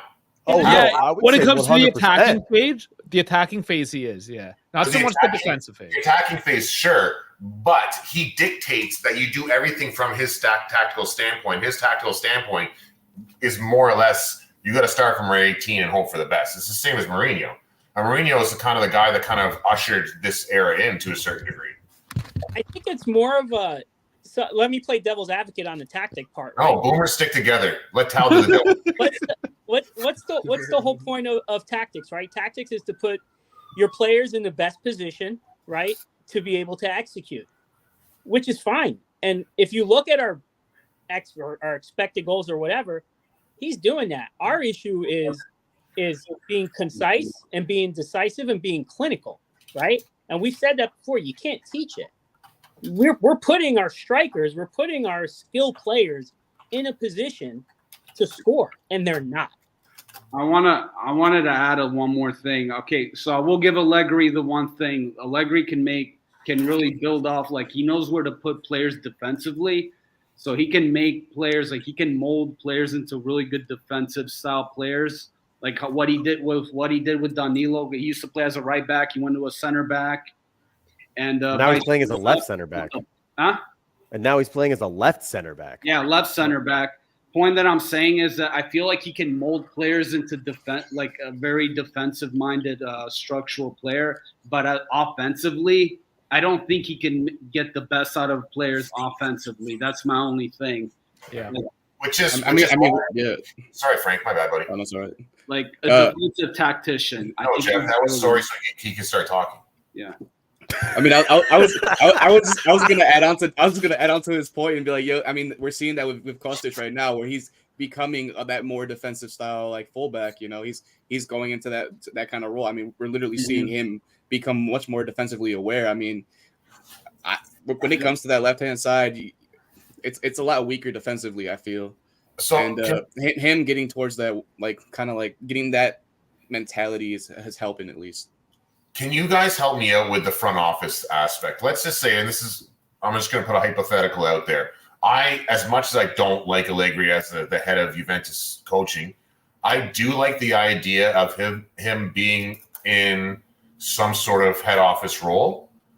So Dave or Tal, you guys, excuse me, when his contract is up following next year, because I thoroughly believe he's going to be around next season. I don't think this Scudetto is going to make a move. I think he's going to see what he can do with his team. I don't think he's going to renew. So is there some sort of position where he has an ample amount of control where we can get an actual offensive coach and where he's already instilled his core with his defensive tactics? Is there a role in management that he is not on the field but still there without undermining a new coach? We did just get an offensive coach in Magnani. Magnelli? Magnelli, yeah. Magnelli. I'm fucking it up. Whatever. So you can't see him as a head coach in the future, though, right? Unless you can. He just needs to get his coaching. Maglianelli just would need to have his coaching papers in order to coach for him. But at 26, he's not going to be the coach of Juve, though. Probably mean, right? he'll probably. I mean, for all we know, depending on who actually brought him in, whether it was the office or it was Max, like they could want him to stay as like an attacking kind of structure coach to kind of keep the same kind of ideas going, because again, they're talking about bringing back like a Juve like core and rebuilding the mentality, right? So like if you have, I believe that's a building block that's absolutely necessary. yeah, so I think that him staying on as an attacking coach and teaching attacking patterns is also kind of a sign that, like, yeah, I think Max is staying. I wouldn't even, like. I also don't really like any of the replacement options right now. Wow, what options are there? Exactly. The only one that I kind of like a little bit is Thiago Motta. Yeah, I was what he's able to do with Bologna. Thiago Motta would have been last over the summer. I was very keen on Igor Tudor and giving Igor Tudor a shot. But I think it's there's something about him not taking a job and having like a year sabbatical kind of this early in his career, and him only ever really being at a team for one season is kind of like rubbing me the wrong way. Does that make sense? I would have an unpopular opinion, actually. If we decide to keep Dusan and Chiesa, just get Italiano. Just bring Fiorentina back to Juve. No, if they've shafted us way too many times for me. I know. That's a good idea. I'm just pulling your guys' leg. I'm gonna get back to Allegri. I said this once on Bepe's stream as well. That like Allegri has this ability where like he can make our team has a really strong shield that we're able to defend well, but we don't have a sword to attack and pierce, or it's not that good yet. It's not as strong.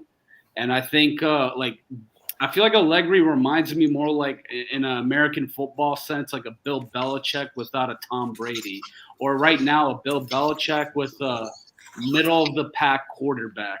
It's a weird analogy that I'm saying. No, I can understand where you're going. I've just been looking at what Vlad's comments were, and I'm not really sure. Like, I mean, look at what an offensive coach. I would call Klopp an offensive coach. He took Liverpool, which I agree that in terms of funds and finances is not in our realm of realism, but they're also really cheap.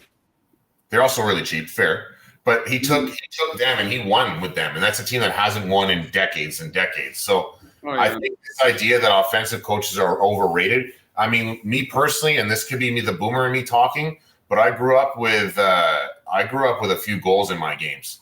So I think that it depends on what our ambitions are. I wouldn't say it's overrated. I think it's overpriced in the Mercado. I grew up watching Mexican soccer. This is nothing new to me. In terms of, sorry, say that again. Like, what do you mean? I've never watched. I grew up watching Mexican soccer, where pretty much it's very heavily like now it's not as much, but like when I was younger, it was very much so like, hey, get a goal and then just beat the shit out of the opponent for the rest of the game. Mm-hmm. So you saw a lot of like 1-0 wins, 2-1 wins. Like it was very low goals. But even in Sunday leagues, when I play against Mexicans, it's like they go hard, bro. Like they go hard. It's never easy going up against playing in the Mexican league on Sundays. Yeah, they go super hard, elbow, everything. Every Sunday, there's always a fight. There's always a fight every time. But yeah, that's why, like for me, like while I want more goals, because like it's more exciting, more entertaining. You feel better about getting like a larger margin of victory. Well, it's not something that I'm not used to, because like I said, I grew up watching Mexican soccer, and I'm used to those low scoring margins and squeaking by, especially for the team that I watched. They weren't really good for like the longest time. They hadn't won a title in like 23 years since like until like 2020. So I was used to it. Okay, so you're used to the I guess the consequences of that type of play, but it sounds like the two teams aren't even relatable though. If they're a team that haven't won in 23 years, well, the whole league was that way. So I'm talking about like in general, like that low scoring margin. I'm used to. Mm-hmm. Yeah, I think this is. I don't want to start Tal getting off on a rant, yelling at me, but Yeah, I definitely think Allegri is not overachieving at all. I think he's doing what he's supposed to be doing. I think with the team he has, he's the doing players really are fine. like I don't think the players are good enough. So yeah, I think he's definitely overachieving. To say like majorly, I think he's doing very well with who he has and how deep the bench is. But this is sort of Max is just grinding out wins like he is. I think this year will be a really good letter grade to give to Max, because as much as I hate to make excuses, like the first season of Max was a shit show. Like having Ronaldo leave 5 days prior to the transfer window, and then with the players he had a hard time like integrating them. And then the second year was even a bigger shit show with half of your players like injured, and then the minus 10 points. So it's like it's hard for me to give him an objective grade. So this season, with the players he's got, he is doing fairly well, surprisingly. A year ago, I wouldn't have said that. But listen, if these guys were in sixth place, if these guys are in sixth place, none of us would be like, well, boys, this is the team we got. He's doing as best as they can. Like, yeah, but we're not. No. I'm saying if we were in sixth place with this team, you wouldn't be like, oh, well, it's the players. There's no way any of us would be like, oh, it's the players. You'd be like, yo, what the fuck's Allegri doing in sixth place? We should be in sixth place. No, with these guys. No, you got to look at compare us to the guys underneath us. Inter being ahead of us is fine, but compare us to the rest of the teams in the top six. I mean, there's nobody that really has even looked like they were going to be threatening to be above with the current way they're playing. I think there isn't nobody. The point that I think maybe I'm just being hyperbolic on the fact that like I think for the last couple of seasons it's been very easy to blame Max, right? Because like everything was fucked and we were playing fucked. No, I think this year you can. I think the past 2-3 years you blame Paratici. Last year you just point your finger in any direction other than Max, because I think Max did an exemplary job defending the club. But this year, yeah, that guy is in the sights. Yeah, and I think he's doing a great job this year. There's no better alternative out there right now. There isn't. There isn't. Where does our midfield rank in this league? 10th? Yeah, our midfield's not very good. There's quite a few teams that have a better probably midfield. I could say like top 8, top 6, maybe. I don't know, maybe in that area. So, yeah, like sixth or seventh. Which is why you can't understate how bad it is to not have Fajoli and Pogba. Yeah. You know what I mean? Like you did any other team, what happens if Inter loses freaking Barella? Oh yeah. What? Like they fall apart. They didn't start him against yeah. They didn't start him in the Champions League, and they nearly chuffed that one. Yeah. Right. So, and then that's credit to. Before I leave, I'm only gonna say one more thing. I think for the upper management at Juve, they need to be very, very careful with the players and tell them not to fuck up, not to do stupid shit. Because what's gonna happen? Because here's the thing: as a club, we got a target on our necks. So the moment a player fucks up, Kine is gonna see it as an opportunity. This is obviously selective outrage. So like the players have to be careful. Otherwise, like the FIGC or like that son of a bitch Kine will probably try to like take advantage of that. But other than that, yeah, I gotta head out because I got. Peace, Jeff. Guys, thank you. Let's kill it there. It's we're getting to that point, and I'm going solo, and I still have another puppy that I can hear waking up and probably pooping in my living room as we speak. So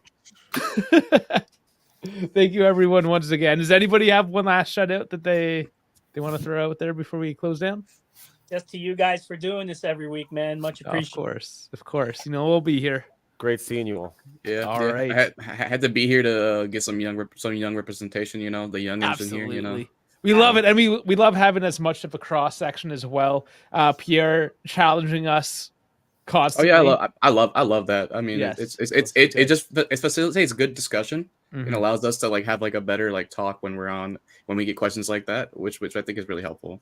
And when me and Dash record tomorrow for the day after, We're gonna take these points as well.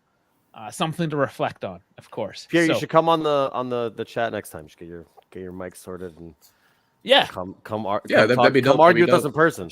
Absolutely. Thanks for bringing that up. Everyone is welcome. We haven't banned anyone yet, and these guys are pretty and I keep trying. Pretty fucked up. They're still here. I don't know. This is my comeback calling show. I haven't been on in a minute, but yeah.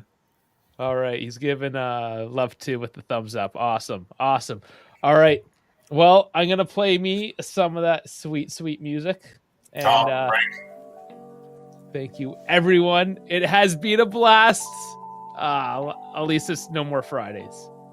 No more Fridays. All right, thanks everyone for joining. Whether you joined in with the live like Tal here and all the boys, or rather you're just in the chat, it has been a pleasure. Fino alla fine. Thank you, Tal. And thanks to all of you. Please remember, like, subscribe, and tune in tomorrow evening. More content the day after. Good night, everyone.